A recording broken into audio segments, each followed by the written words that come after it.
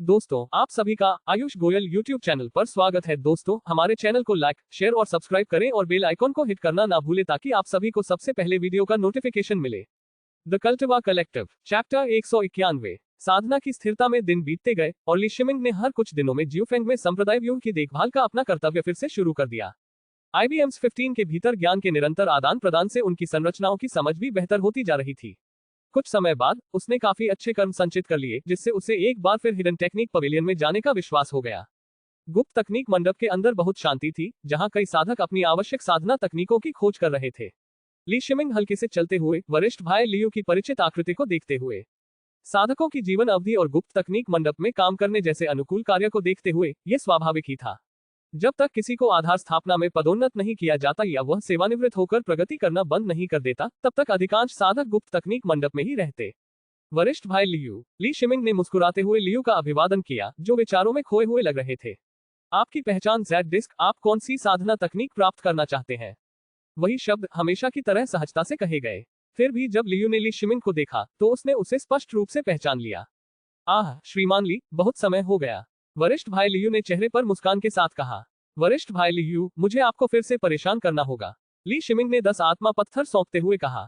इस बार लियू ने वस्तुएं प्राप्त करने के अपने परिचित कौशल को प्रदर्शित करने के लिए अपना हाथ आगे नहीं बढ़ाया, बल्कि तुरंत अपना हाथ वापस खींच लिया, मानो उसे डर हो कि वह लापरवाही से उन्हें स्वीकार कर लेगा।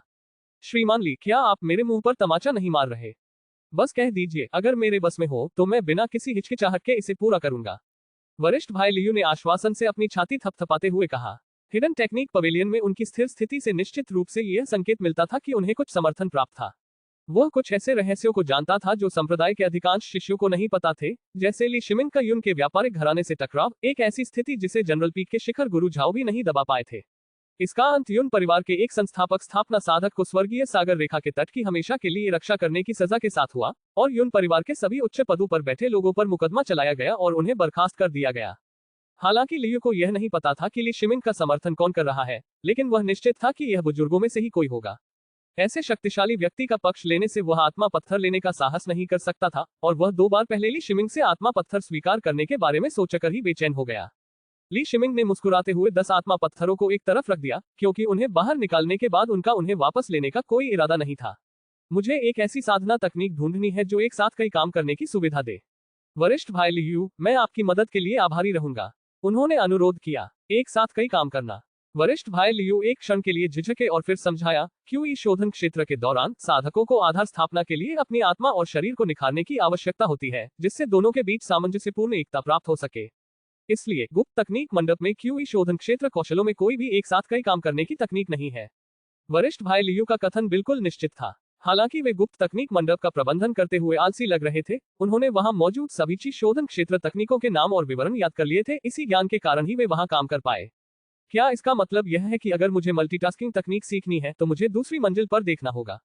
ली शिमिंग ने थोड़ा भौहें चढ़ाई और ऊपर की ओर इशारा करते हुए पूछा। दूसरी मंजिल के बारे में सोचने का कोई मतलब नहीं है, श्रीमान ली। संप्रदाय के नियमों के अनुसार भले ही किसी चीज शोधन साधक के पास पर्याप्त अच्छे कर्म हो, वे तब तक आधार स्थापना चरण कौशलों के लिए विनिमय नहीं कर सकते जब तक कि वे आधार स्थापना चरण तक नहीं पहुंच जाते। इसके अलावा उस स्तर पर दिव्य पृथक्करण तकनीक के लिए साधना हेतु आध्यात्मिक विचार की आवश्यकता होती है। वरिष्ठ भाई लियू ने स्पष्ट करते हुए अपना सिर हिलाया। ली शिमिंग ने समझ में सिर हिलाया। संप्रदाय के नियम काफी सीधे थे। गुप्त तकनीक मंडप की पहली मंजिल पर क्यूई शोधन क्षेत्र और नश्वर साधना तकनीकों के कौशल रखे हुए थे, जो विशेष रूप से मूल्यवान नहीं थे। यहाँ तक कि वज्र शरीर रक्षा दिव्य कौशल और तलवार संचालन तकनीक जैसी उच्च स्तरीय तकनीकों का भी आदान प्रदान किया जा सकता था, बशर्ते कि व्यक्ति के पास पर्याप्त अच्छे कर्म हो। हालांकि इन सभी तकनीकों में एक समान विशेषता थी, इनमें केवल क्यूई शोधन क्षेत्र के लिए उपयुक्त भाग ही शामिल था, जिससे इनके बाहर लीक होने की कोई चिंता नहीं रहती थी। इसके विपरीत आधार स्थापना चरण कौशल बहुत अधिक मूल्यवान थे। उनका मूल्य इतना अधिक था कि क्यूई शोधन साधक उन तक पहुंच नहीं पाते थे। धन्यवाद वरिष्ठ भाई लियू, ली शिमिंग ने कुछ निराशा से कहा और विदाई में अपनी मुट्ठियां भींच ली। वरिष्ठ भाई लियू ने एक तरफ रखे 10 आत्मिक पत्थरों को देखा और मन ही मन ली शिमिंग के चरित्र की प्रशंसा करते हुए आह भरी। उनके मन में तेजी से विचार चल रहे थे, क्योंकि उन्होंने जो जानकारी देखी थी उसे वे तेजी से छान रहे थे। 1 मिनट रुकिए मिस्टर ली। जैसे ही ली शिमिंग हिडन टेक्निक पवेलियन से बाहर निकलने वाले थे, लियू ने उन्हें आवाज दी। वरिष्ठ भाई लियू, ली शिमिंग ने आश्चर्य से अपना सिर घुमाया। श्री ली जिस मल्टीटास्किंग तकनीक की तलाश कर रहे हैं, वह भले ही क्यूई शोधन तकनीकों में शामिल न हो, लेकिन एक तकनीक जरूर है, मार्शल जगत की एक नश्वर तकनीक। कहा जाता है कि बहुत कम लोग इसमें पारंगत हैं।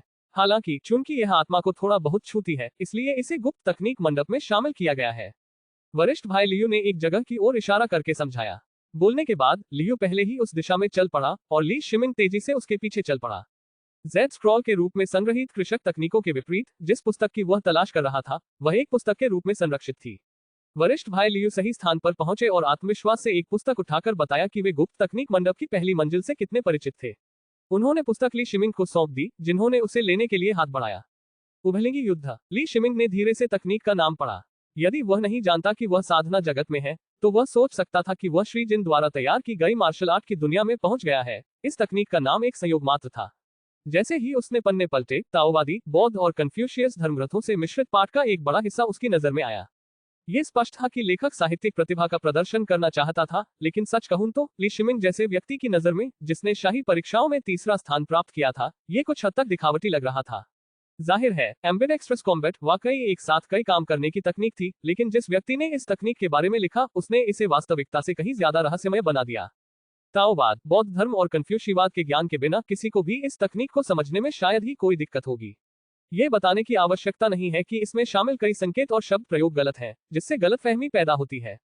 वास्तव में ली शिमिंग ने केवल दस्तावेज को इस तरह पलटा जैसे कि उन्होंने डुअल ब्रेन कॉम्बैट तकनीक को पूरी तरह से IBM 15 में डाल दिया हो। इस सांसारिक साधना तकनीक को संप्रदाय द्वारा बहुत अधिक महत्व नहीं दिया गया था। यहाँ जो रखा गया था वह केवल इसका पूर्ण संस्करण था। मैं ये दोहरी मस्तिष्क युद्ध मैनुअल ले लूंगा। ली शिमिंग अच्छे कामों में बिल्कुल भी कंजूस नहीं थे, जैसा कि उन्होंने वरिष्ठ भाई लियू से कहा। इस मैनुअल के लिए 2 अच्छे काम श्रीमान ली, बस इसे ले लीजिए, मैं बाद में इसकी एक प्रति बना दूंगा। वरिष्ठ भाई लियू उनकी मदद करके बहुत खुश हुए और मुस्कुराते हुए बोले। ली शिमिंग ने पुस्तक को अपने हाथ में लेकर देखा और उसकी शैली तथा युग पर ध्यान दिया। ऐसा प्रतीत हुआ कि यह मूल संस्करण है। तो फिर मैं आपको धन्यवाद देता हूँ, वरिष्ठ भाई लियू। ये वास्तव में वरिष्ठ भाई लियू द्वारा दिया गया एक उपकार था, उन्होंने अपनी पहचान जेड डिस्क निकालते हुए कहा। डुअल ब्रेन कॉम्बैट को पकड़े हुए उन्होंने डुअल ब्रेन कॉम्बैट की सामग्री को याद करते हुए हिडन टेक्निक पवेलियन को छोड़ दिया। हालांकि द्विमस्तिष्क युद्ध एक सांसारिक साधना तकनीक थी, फिर भी इसमें आध्यात्मिक स्तर शामिल था। आंतरिक चीख वगैरह के उपयोग को नजरअंदाज करते हुए सिर्फ इन अद्भुत आध्यात्मिक अवधारणाओं ने ही उनके लिए कई प्रेरणाएं जगाई। डुअल ब्रेन कॉम्बैट के आविष्कारक बहुत साहसी थे। उन्होंने मार्शल आर्टिस्ट के सिर में मौजूद आंतरिक QE का इस्तेमाल करके बाएं और दाएं दिमाग को अलग कर दिया। इसी आधार पर आध्यात्मिक तकनीकों का इस्तेमाल करके उन्होंने 2 स्वतंत्र रूप से सोचने वाले दिमाग हासिल किए। उनके पिछले जीवन के चिकित्सा अनुसंधान में बाएं और दाएं मस्तिष्क के मध्य भाग को कॉर्पस कॉलोसम कहा जाता था, और वहां एक सर्जरी भी थी जिसे कॉर्पस कॉलोसम सेक्शन कहा जाता था, जो मिर्गी संबंधी विकारों का इलाज है। यह सर्जरी अत्यंत खतरनाक थी और चिकित्सा विकास के प्रारंभिक चरणों में इसका व्यापक रूप से उपयोग किया गया, जिससे बहुत सारा सर्जिकल डेटा प्राप्त हुआ। ली शिमिंग डुअल ब्रेन कॉम्बैट सीखने के लिए अपनी कॉर्पस कैलोसम को काटने के बारे में नहीं सोचेंगे। इसमें कोई आश्चर्य की बात नहीं कि बहुत कम लोग इसे सफलतापूर्वक सीख पाते हैं। इस तकनीक का कुछ हद तक सनफ्लावर मैनुअल जैसा ही प्रभाव था। हालांकि द्वैत मस्तिष्क युद्ध के सिद्धांत को साधक की दिव्य पृथक्करण तकनीक प्राप्त करने से पहले समस्याओं को हल करने के दृष्टिकोण के रूप में संदर्भित किया जा सकता है। उसके पास ज्यादा समय नहीं बचा था, क्योंकि उसके क्लोन में सार रक्त की बूंद कुछ ही दिनों में पूरी तरह अवशोषित हो जाएगी, जिसके बाद वह क्लोन को मशीन रूम से बाहर बुला सकता था। क्लोन उसके लिए बहुत महत्वपूर्ण था। जीवन बद्ध शव शोधन के माध्यम से विकसित क्लोन के रूप में यह पहले फाउंडेशन स्थापना चरण में आगे बढ़ सकता था। इस प्रकार उसके पास फाउंडेशन स्थापना चरण की लड़ाकू शक्ति होगी। इसके अलावा यदि वह दोहरा कार्य कर सके तो उसके पास अध्ययन और शोध के लिए अधिक समय होगा। बाएं और दाएं मस्तिष्क को अलग करने के लिए कॉर्पस कॉलोसम को इतनी अधिक मात्रा में काटने की आवश्यकता नहीं थी। वह आध्यात्मिक विचार का उपयोग करके बाएं और दाएं मस्तिष्क के बीच के संबंध को सीधे अवरुद्ध कर सकता था। इसके बाद दोहरी मस्तिष्क युद्ध की आध्यात्मिक तकनीकों का उपयोग करके वह बाएं और दाएं मस्तिष्क को स्वतंत्र रूप से सोचने में सक्षम बनाएगा। एक बार यह सिद्ध हो जाने पर बाएं और दाएं मस्तिष्क के बीच संबंध पुनः स्थापित करना संभव होगा। बेशक ली शिमिंग के विचार को पहले IBM 15 द्वारा सुरक्षा विश्लेषण से गुजरना पड़ा और IBM 15 के भीतर एक जैविक सिमुलेशन प्रयोग के अधीन होना पड़ा। IBM 15 में पहले से ही उनके पिछले जीवन के विश्वविद्यालय से प्राप्त चिकित्सा सिमुलेशन प्रणाली मौजूद थी, जिससे उन्हें सॉफ्टवेयर को दोबारा लिखने की आवश्यकता नहीं पड़ी। केवल डेटा आयात करके सिमुलेशन प्रणाली वस्तुतः उत्पन्न मानव शरीर पर प्रयोग करेगी तथा विश्लेषण और गणना के माध्यम से सैद्धांतिक प्रयोगात्मक डेटा प्राप्त करेगी। ली शिमिंग को इस प्रयोग के पूर्णतः सही होने की आवश्यकता नहीं थी। वह आध्यात्मिक विचार का प्रयोग बाएं और दाएं मस्तिष्क को अलग करने के लिए कर रहे थे, वास्तव में उन्हें अलग करने के लिए नहीं, इसलिए सैद्धांतिक समर्थन पर्याप्त था। IBM 15 द्वारा विश्लेषण और गणना के बाद उन्होंने विश्लेषण रिपोर्ट में 78% सफलता दर प्राप्त की। उस शाम किसी भी व्यवधान के अभाव में उन्होंने अपने आध्यात्मिक विचार को सक्रिय कर अपने बाएं और दाएं मस्तिष्क को अलग कर दिया। बाएं और दाएं दिमाग के अलग होने के तुरंत बाद उसने कुछ कदम चलने की कोशिश की। हालांकि उसका दिमाग स्पष्ट रूप से आदेश दे रहा था, फिर भी उसका एक पैर आगे नहीं बढ़ा और वह अचानक जमीन पर गिर पड़ा। यह अच्छा है कि मैंने सीधे तौर पर दोहरी मस्तिष्कीय लड़ाई की खेती नहीं की, उसने सिर हिलाते हुए और व्यंग्यात्मक मुस्कान के साथ खुद से कहा। एक बार जब वे शरीर के अभ्यस्त हो गए, तो उन्होंने बाएं और दाएं मस्तिष्क को स्वतंत्र रूप से सोचने में सक्षम बनाने के लिए आध्यात्मिक तकनीकों का उपयोग करना शुरू कर दिया। ईमानदारी से कहें तो वह अनगिनत असफलताओं के लिए तैयार था, लेकिन व्यवहार में उसने पाया कि वह इस बारे में बहुत अधिक सोच रहा था। पहली बार जब उन्होंने अपने बाएं और दाएं मस्तिष्क को स्वतंत्र रूप से सोचने की अनुमति देने के लिए आध्यात्मिक तकनीकों का प्रयोग किया, तो वे रहस्यमय तरीके से मस्तिष्क के प्रत्येक गोलार्ध को एक दूसरे के साथ हस्तक्षेप किए बिना विभिन्न गणितीय समस्याओं के बारे में सोचने में सफल रहे। वास्तव में यह उनकी चेतना के एक हिस्से को मशीन रूम स्थान को समर्पित करने के सामान्य अभ्यास से संबंधित था, जो एक निश्चित सीमा तक एक प्रकार का मल्टीटास्किंग प्रशिक्षण भी था। अपने पूर्ववर्तियों के सफल और सुरक्षित मार्गदर्शन से उनके पूर्व नियोजित कार्यों को सही दिशा में ले जाया गया। हालांकि एक दिन के बाद भी वह कुछ हद तक अपरिचित थे, फिर भी उन्होंने मल्टीटास्किंग में सफलता प्राप्त कर ली। यह एहसास बहुत अजीब था, क्योंकि वह अपने दाहिने मस्तिष्क का उपयोग करके अपने शरीर के बाएं हिस्से को नियंत्रित कर सकता था, जिससे वह दाएं हिस्से से पूरी तरह से असंबंधित काम कर सकता था, जबकि बायां मस्तिष्क उसके शरीर के दाहिने हिस्से को नियंत्रित करके विभिन्न क्रियाएं कर सकता था। जब उन्होंने इस संवेदना को उन्नत किया, अपने पूरे शरीर को नियंत्रित करने के लिए अपने दाहिने मस्तिष्क का उपयोग किया, तो उनका मुक्त बायां मस्तिष्क उनकी चेतना के माध्यम से उनके क्लोन में उतर गया। यह शरीर के बाएं हिस्से को नियंत्रित करने से भी अधिक आरामदायक था। एक शरीर को दो हिस्सों में बांटकर प्रबंधित करना पूरे शरीर को प्रबंधित करने से कहीं अधिक जटिल था। दोनों हाथों से लड़ना एक कुंजी की तरह था जिसने ली शिमिंग के लिए मल्टीटास्किंग का द्वार खोल दिया। बाद में हुए परिवर्तनों का श्रेय दोनों हाथों से लड़ने को नहीं दिया गया। यह सांसारिक साधना तकनीक आध्यात्मिक विचारों या चेतना को समझ नहीं सकती थी। जैसे जैसे ली शिमिंग की अनुकूलन अवधि लंबी होती गई, मल्टीटास्किंग का उनका प्रयोग अधिक सहज होता गया और वे लंबे समय तक एक साथ दो शरीरों पर नियंत्रण बनाए रख सकते थे। उन्होंने चार आंखों से दुनिया को देखा और चार हाथों से अलग अलग काम किए। सतही तौर पर तर्कीन हर चीज मल्टीटास्किंग के साथ सरल और तर्कसंगत बन गई। कुछ दिनों बाद शाम को ली शिमिंग ने छोटे पर्वत संरक्षण व्यूह को अधिकतम तक बढ़ाया और भूमिगत स्थान में क्यूई सीलिंग संरचना स्थापित की, जहां वह स्थित था। वह क्यूई सीलिंग संरचना के भीतर था, उसकी चेतना मशीन रूम स्थान में प्रवेश कर रही थी। अचानक उसके बगल में एक आकृति प्रकट हुई। ली शिमिंग, जो अब 18 वर्ष का था और तीसरे स्थान का पुरस्कार विजेता था, ने अन्य तकनीकों के अलावा वज्र शरीर संरक्षण, दिव्य कौशल, तलवार दानव, गुप्त मैनुअल और शैतान ध्वनि कमल की साधना की थी, जिससे उसे एक अद्वितीय आभा और एक अत्यंत सुंदर चेहरा मिला था। लेकिन जैसे ही उसका क्लोन प्रकट हुआ, वो उसके मूल स्वरूप से आगे निकल गया। IBM Z15 विश्लेषण और गणना द्वारा निर्धारित क्लोन के आदर्श चेहरे को दुनिया में सबसे उत्तम खजाने के रूप में पहचाने जाने के लिए किसी आभा संवर्धन की आवश्यकता नहीं थी।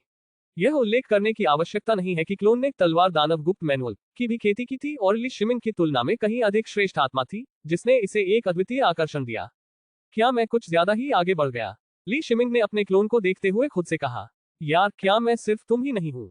क्या ज्यादा है? क्लोन ने मुस्कुराते हुए जवाब दिया। ठीक है, ऐसा चेहरा कौन नहीं चाहेगा? ली शिमिंग ने हंसते हुए कहा। खुद से बात करते हुए उसका दृश्य कुछ डरावना लग रहा था, लेकिन इस तरह की बातचीत के माध्यम से वह दो शरीरों के एक साथ होने की भावना का भी आदी हो रहा था। क्लोन ने उस पर एक मुक्का मारा। ली शिमिंग का शरीर चमक उठा, लेकिन वह एक कदम पीछे था और उसके कंधे पर मुक्का लग गया। आपने कुछ शक्ति रोक रखी है, फिर भी आप क्यूई शोधन शिखर पर हैं, और मैं केवल क्यूई शोधन के 5वें स्तर पर हूँ। ली शिमिंग ने अपने दुखते कंधे को रगड़ा और शिकायत की। ठीक है, मैं भी क्यूई रिफाइनिंग 5वें स्तर तक टोन डाउन कर दूंगा, क्लोन ने हंसते हुए उत्तर दिया। यहाँ तक कि क्यूई रिफाइनिंग 5वें स्तर की ताकत को दबाने पर भी क्लोन का ली शिमिंग के खिलाफ ऊपरी हाथ था। चूंकि ली शिमिंग और उनके क्लोन ने एक ही साधना तकनीक का अभ्यास किया था, सैद्धांतिक रूप से एक ही स्तर पर होने पर उनकी शक्ति पूरी तरह से समान होनी चाहिए। हालांकि यह देखते हुए कि क्लोन की तलवार दानव, गुप्त मैनुअल ली शिमिंग की तुलना में बहुत अधिक गहन थी और शारीरिक शक्ति में असमानता के साथ युद्ध के दौरान गति और शक्ति बहुत भिन्न थी। ये कहा जा सकता है कि उस समय क्लोन की युद्ध शक्ति क्यूई रिफाइनिंग पीक पर ली शिमिंग की संभावित युद्ध शक्ति के बराबर थी, बशर्ते कि ली शिमिंग ने कोई नई तकनीक नहीं सीखी हो। क्लोन और ली शिमिंग के बीच की लड़ाई ने न केवल ली शिमिंग के युद्ध अनुभव को बढ़ाया, बल्कि मल्टीटास्किंग को भी बेहतर बनाया, जिससे उन्हें युद्ध में दो शरीरों को नियंत्रित करने में अधिक अंतर्दृष्टि मिली। एकमात्र कमी क्लोन के मैजिक आर्टिफैक्ट की समस्या थी। क्लोन पिछले मैजिक आर्टिफैक्ट का इस्तेमाल नहीं कर पा रहा था, लेकिन स्पिरिट स्टोन से हल होने वाली कोई बड़ी समस्या नहीं थी। ली शिमिंग और उनके हमशक्ल ने एक दूसरे से लड़ाई की और विभिन्न तरीकों का इस्तेमाल करते हुए ये देखने की कोशिश की कि क्या उनका हमशक्ल कोई अन्य बाहरी आभा प्रकट कर रहा है। संरचनाओं के अलावा मुख्य निकाय और डोपेलगैंगर दोनों ने अपने आध्यात्मिक विचारों को निरंतर खुला रखा। पूरी रात वहां बिताने के बाद भी उन्हें अपने हमशक्ल के साथ कोई असामान्य स्थिति नजर नहीं आई। उन्होंने डोपेलगैंगर को नीदरवर्ल्ड घोस्ट रियल में छोड़ दिया, जहां डोपेलगैंगर लाश शोधन की स्थिति में परिवर्तित हो गया। डोपेलगैंगर अब 5 तत्व क्यूई अवशोषण तकनीक की साधना नहीं कर सकता था क्योंकि आध्यात्मिक ऊर्जा भंवर पहले ही संतृप्ति तक पहुंच चुका था और साधना जारी रखने से सफलता का खतरा था।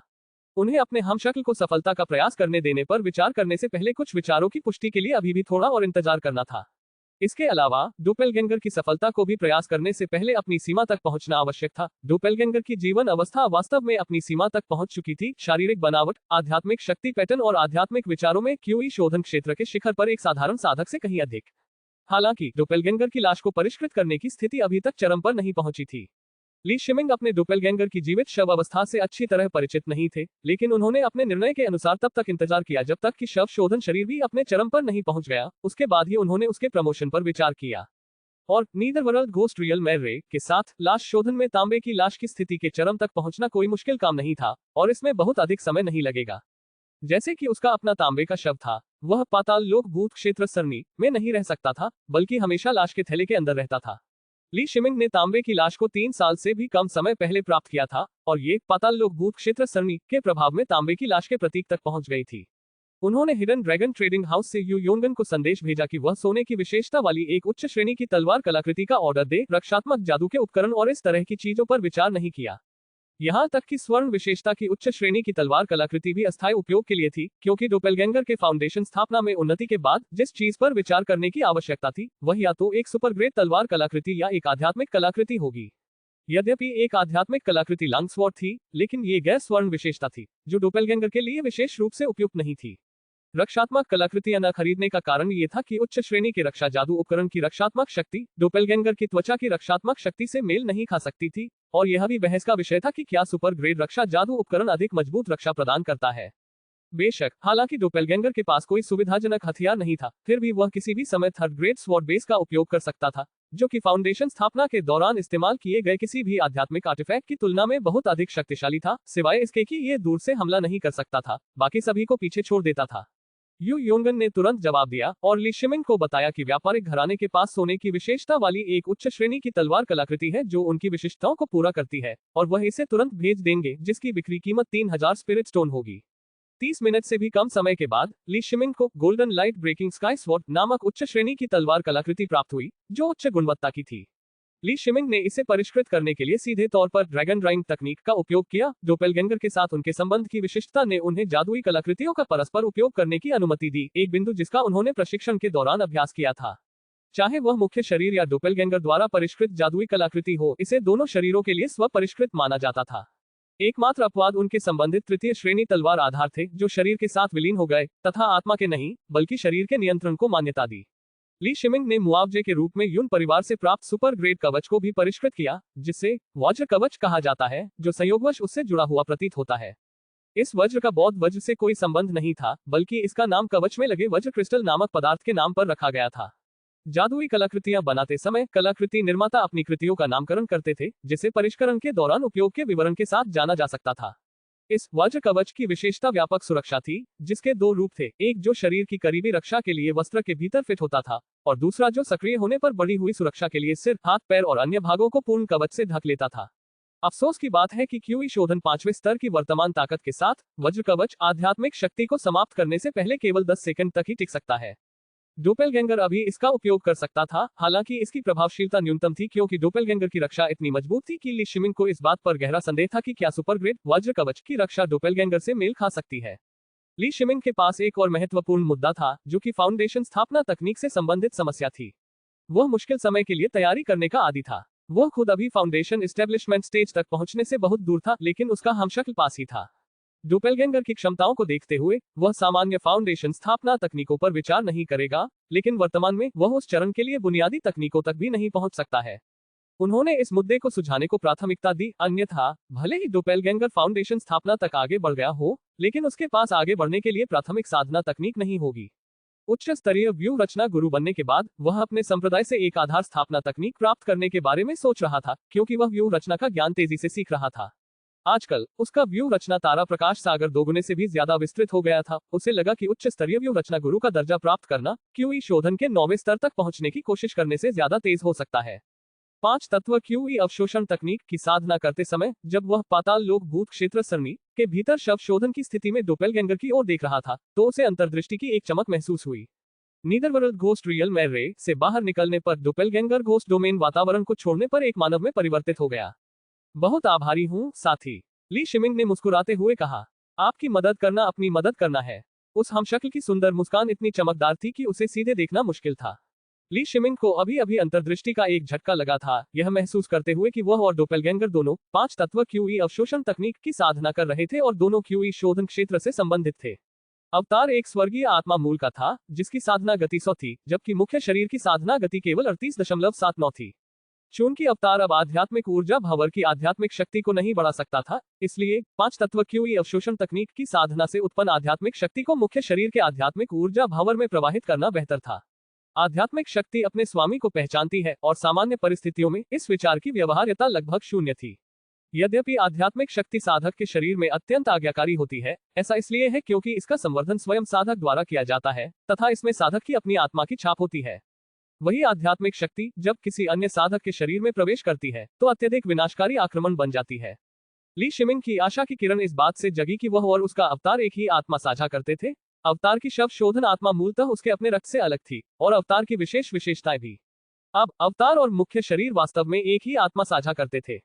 बेशक वह तुरंत साधना के साथ प्रयोग शुरू नहीं करेगा। अवतार ने एक उंगली बढ़ाई, उंगली पर आध्यात्मिक शक्ति की एक झिलमिलाहट खेल रही थी। मुख्य शरीर पर अवतार के हल्के थपथपाने से आध्यात्मिक शक्ति का वह अंश त्वचा के पीछे पीछे शरीर में प्रवेश कर गया। यदि कुछ भी गलत था तो अवतार किसी भी समय आध्यात्मिक शक्ति का वह अंश वापस ले सकता था, लेकिन स्पष्टतः इसकी कोई आवश्यकता नहीं थी।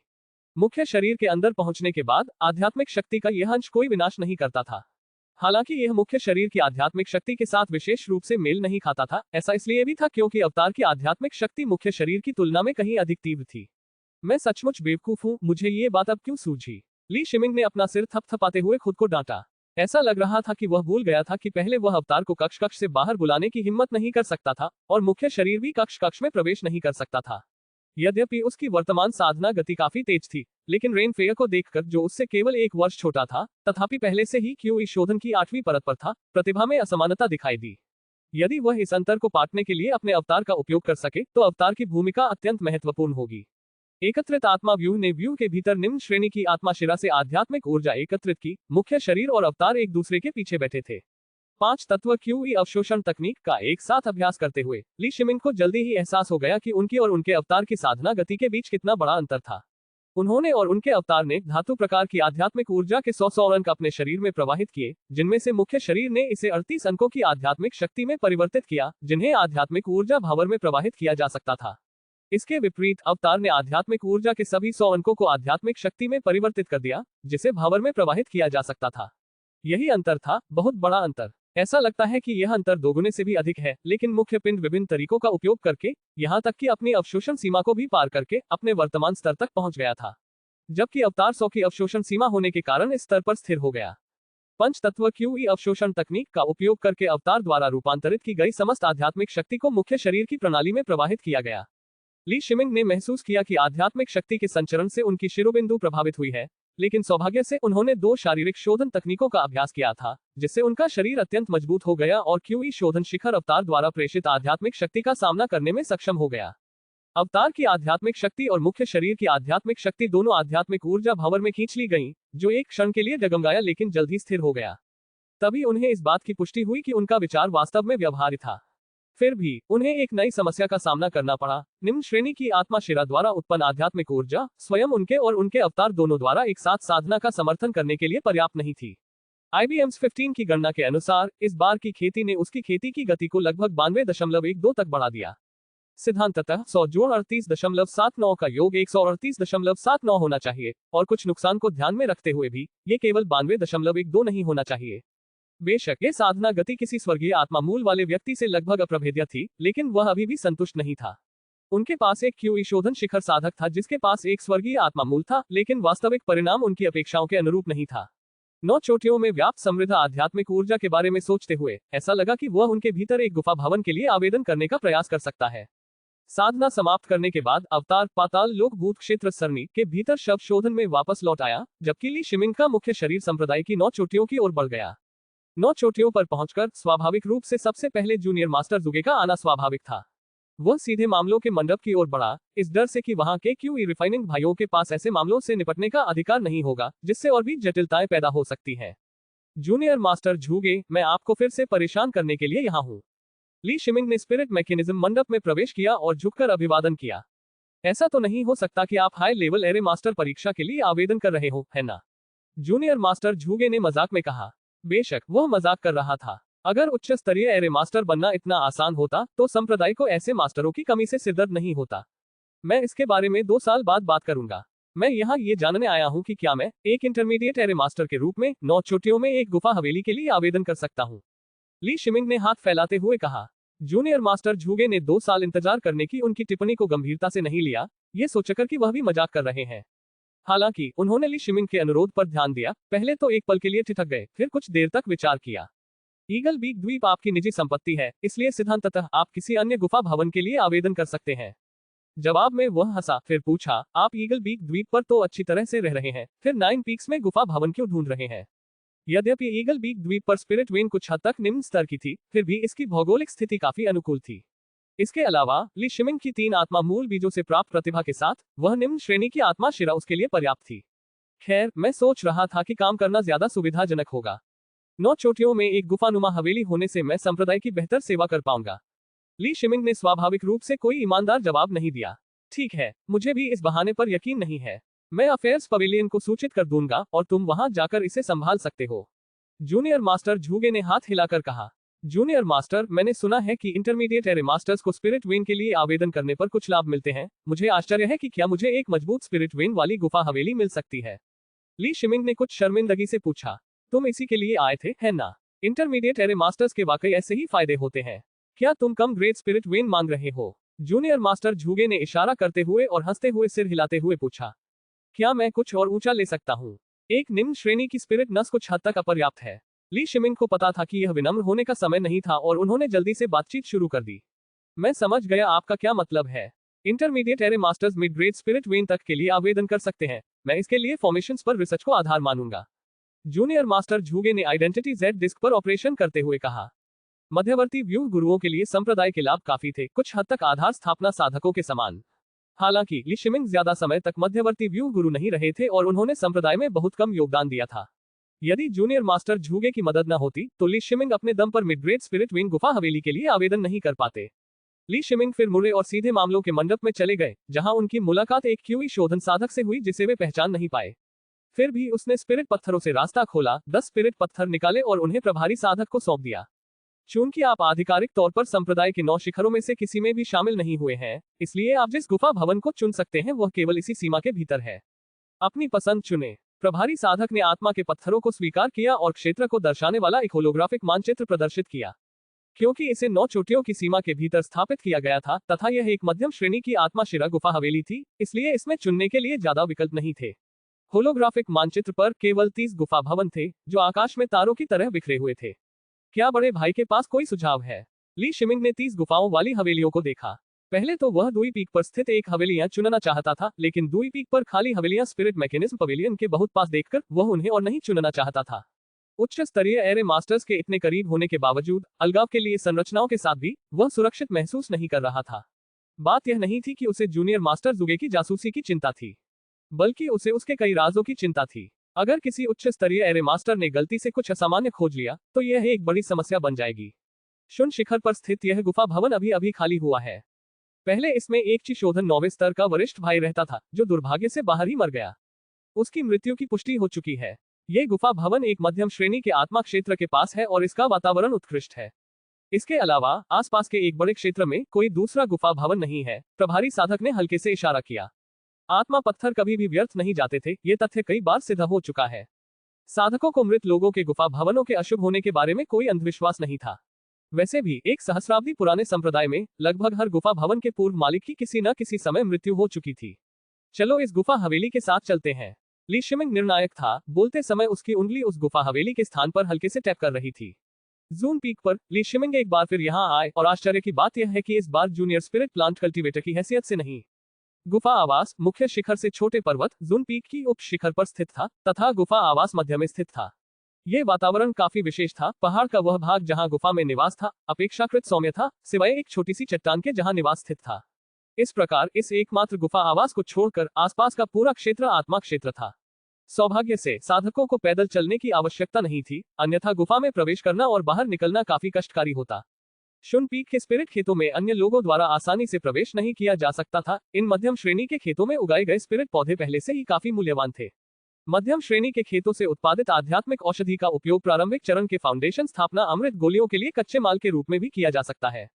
मध्य श्रेणी के आत्मा क्षेत्रों के ऊपर उड़ते हुए कोई भी यहाँ आध्यात्मिक ऊर्जा की ताजगी महसूस कर सकता है। कभी कभी कोई काले बादल को उठते हुए देख सकता था। ये जूनियर स्पिरिट प्लांट कल्टीवेटर्स थे जो खेतों को पानी देने के लिए मंत्रों का उपयोग कर रहे थे। वास्तव में यह वे साधक ही थे जो लगातार आत्मा की वर्षा का आह्वान करते थे, जिससे सभी 9 चोटियों में से जुन चोटी का वातावरण सर्वोत्तम स्थिति में बना रहा। गुफा में पहुंचने पर ली शिमिंग ने अपनी पहचान जेड डिस्क निकाली और गुफा में रहने वाले व्यक्ति की रक्षात्मक संरचना स्वचालित रूप से सक्रिय हो गई। जैसे ही वह अंदर दाखिल हुआ, उसे तुरंत ही सघन आध्यात्मिक ऊर्जा का एहसास हुआ। निम्न श्रेणी की आत्मा शिरा की तुलना में यहाँ आध्यात्मिक ऊर्जा की सांद्रता 2 गुना से भी अधिक बढ़ गई थी। उन्होंने यह उम्मीद नहीं की थी कि अपने क्यूई शोधन क्षेत्र के दौरान आध्यात्मिक ऊर्जा की कमी के कारण उन्हें एक बेहतर आत्मा शिरा में बदलने की आवश्यकता होगी। जब उसने ईगल बीक द्वीप के भूमिगत स्थान में निम्न श्रेणी की आत्मा शिरा की खोज की थी, तो उसने सोचा था कि जब तक वह क्यूई शोधन के शिखर तक नहीं पहुंच जाता, तब तक वह शिरा उसके लिए पर्याप्त होगी। गुफा आवास में समग्र रूप से एक कृषक की शैली को बनाए रखा गया था। एक हॉल, 2 कमरे, एक खेती कक्ष और एक भंडारण कक्ष। खेती कक्ष में स्थित मध्य श्रेणी की आत्मा शिरा का आउटलेट। गुफा में कोई खाली स्थान नहीं था, न ही वहां उसके लिए आत्मा के पौधे लगाने की कोई जगह थी। गुफा के पार एक चट्टान थी और उससे भी दूर संप्रदाय के मध्य श्रेणी के आत्मा क्षेत्र थे। जहां तक गुफा के अंदर के आवास का प्रश्न है, तो वह ईगल बीक द्वीप जैसा नहीं था, जहां वह अपनी इच्छानुसार खुदाई कर सकता था। संप्रदाय के 9 शिखरों के गुफा आवास की स्थिति को वैसा ही रखा जाना था जैसा कि उसे प्राप्त हुआ था। साधकों को केवल इसका उपयोग करने का अधिकार था, इसका स्वामी होने का नहीं। एक बार उनकी मृत्यु हो जाने पर या वे संप्रदाय छोड़ देते थे, तो इसे पुनः प्राप्त कर लिया जाता था। इस प्रकार गुफा निवास में पूर्ववर्तियों द्वारा छोड़े गए कोई निशान या रहस्य भी नहीं थे। ली शिमिंग ने सरनी झंडे हटा दिए। उन्होंने रक्षात्मक अलगाव संरचना को पुनः व्यवस्थित किया, जिससे मूल संरचना के साथ एक दोहरी परत वाली संरचना बन गई। ये स्थान केवल उनकी खेती का स्थान था, जहां वे प्रतिदिन खेती करने आते थे और खेती समाप्त होने पर ईगल बीक द्वीप लौट जाते थे। उन्होंने 9 पीक्स गुफा आवासों की एक कमी की भी पहचान की। एक प्रकार का दमनकारी भाव, संकीर्ण स्थान उन्हें बड़े शहर में बिताए गए उनके पिछले जीवन की याद दिलाता था, जहां शून्य से शुरुआत करके 2 बेडरूम वाले अपार्टमेंट का मालिक होना सफलता माना जाता था। लेकिन ईगल बीक द्वीप के विस्तृत स्थानों के आदि हो जाने के कारण वहां के भूमिगत स्थान भी इस गुफा आवास से बड़े थे। ली शिमिंग यहाँ गुफा आवास पर कब्जा करने और संरचनाओं की व्यवस्था को फिर से करने के लिए आए थे। ये काम पूरा करने के बाद वह रुके नहीं और आवास छोड़ने के लिए मुड़ गए। भाई ली, एक कर्कश आवाज सुनाई दी। ली शिमिंग उस आवाज की ओर मुड़ा, मुस्कुराया और सिर हिलाया। जैसे ही वह अपने पंखों को पीठ पर रखकर उस दिशा में उड़ गया। मध्य श्रेणी के आत्मा क्षेत्रों के बाहर 3 क्यूई शोधन साधक खड़े थे, जिनमें से महिला साधक जिन फैंगजी थी, जो उनके साथ संप्रदाय में शामिल हुई थी और वह भी महान जिया से थी। ग्रेट जिया की 14वीं राजकुमारी के रूप में जिन फैंगजी ने इस समय किसी भी राजकुमारी जैसा आचरण नहीं किया। वह संप्रदाय द्वारा जारी किए गए वस्त्र पहने हुए थी, जिसमें कोई भी अलंकरण नहीं था। जिन, क्या अब आप एक जूनियर स्पिरिट प्लांट कल्टीवेटर हैं? ली शिमिंग ने मुस्कुराते हुए पूछा और अपने बगल में खड़े 2 साधकों की ओर इशारा किया। मैंने अभी अभी पृथ्वी आत्मा तकनीक सीखी है और जूनियर स्पिरिट प्लांट कल्टीवेटर की सहायक के रूप में काम कर रही हूँ। जिन फैंगजी ने सिर हिलाते हुए उत्तर दिया। उसे याद आया कि ली शिमिंग ने जूनियर स्पिरिट प्लांट कल्टीवेटर के लिए मंत्र तब सीखे थे जब वह पहली बार संप्रदाय में शामिल हुआ था, और यह भी एक जूनियर स्पिरिट प्लांट कल्टीवेटर के रूप में उनकी स्थिति के कारण था कि उन्होंने संप्रदाय के 9 चोटियों के गुफा निवास को छोड़ने का फैसला किया। ये जूनियर स्पिरिट प्लांट कल्टीवेटर है भाई चेंग, ये भाई झांग है। जिन फैंगजी ने जल्दी से दोनों लोगों का परिचय ली शिमिंग से कराया और फिर उत्सुकता से पूछा, भाई ली, क्या आप भी जून पीक में शामिल हो गए हैं? ली शिमिंग को यहाँ देखकर वह बहुत उत्सुक हो गई। जब से नए शिष्यों के लिए प्रशिक्षण अवधि समाप्त हुई और वे अलग हो गए, तब से उसने ली शिमिंग से कोई खबर नहीं सुनी थी। ली शिमिंग को अब पहले से बिल्कुल अलग आभा के साथ देखना, विशेष रूप से जिस तरह से वह अपनी पीठ पर पंखों की जोड़ी के साथ उड़ रहा था, यह दर्शाता था कि वह काफी अच्छा कर रहा था, जिससे उसे काफी ईर्ष्या हुई। इसके अलावा जो शिष्य उनके साथ संप्रदाय में शामिल हुए थे, उन सभी की हालत खराब थी और बिना किसी नेता के उन्हें परेशान किया जा रहा था और उनके पास मदद के लिए कोई नहीं था। मैंने जून पीक में प्रवेश नहीं किया है, मैंने तो बस वहां एक नए गुफा आवास के लिए पुनः आवेदन किया है। ली शिमिंग ने चट्टान की दिशा की ओर इशारा करते हुए खुले तौर पर जवाब दिया। मुझे उम्मीद नहीं थी कि भाई ली का घर हमारे घर के इतने पास होगा। हमें भविष्य में एक दूसरे का और भी ज्यादा ध्यान रखना होगा।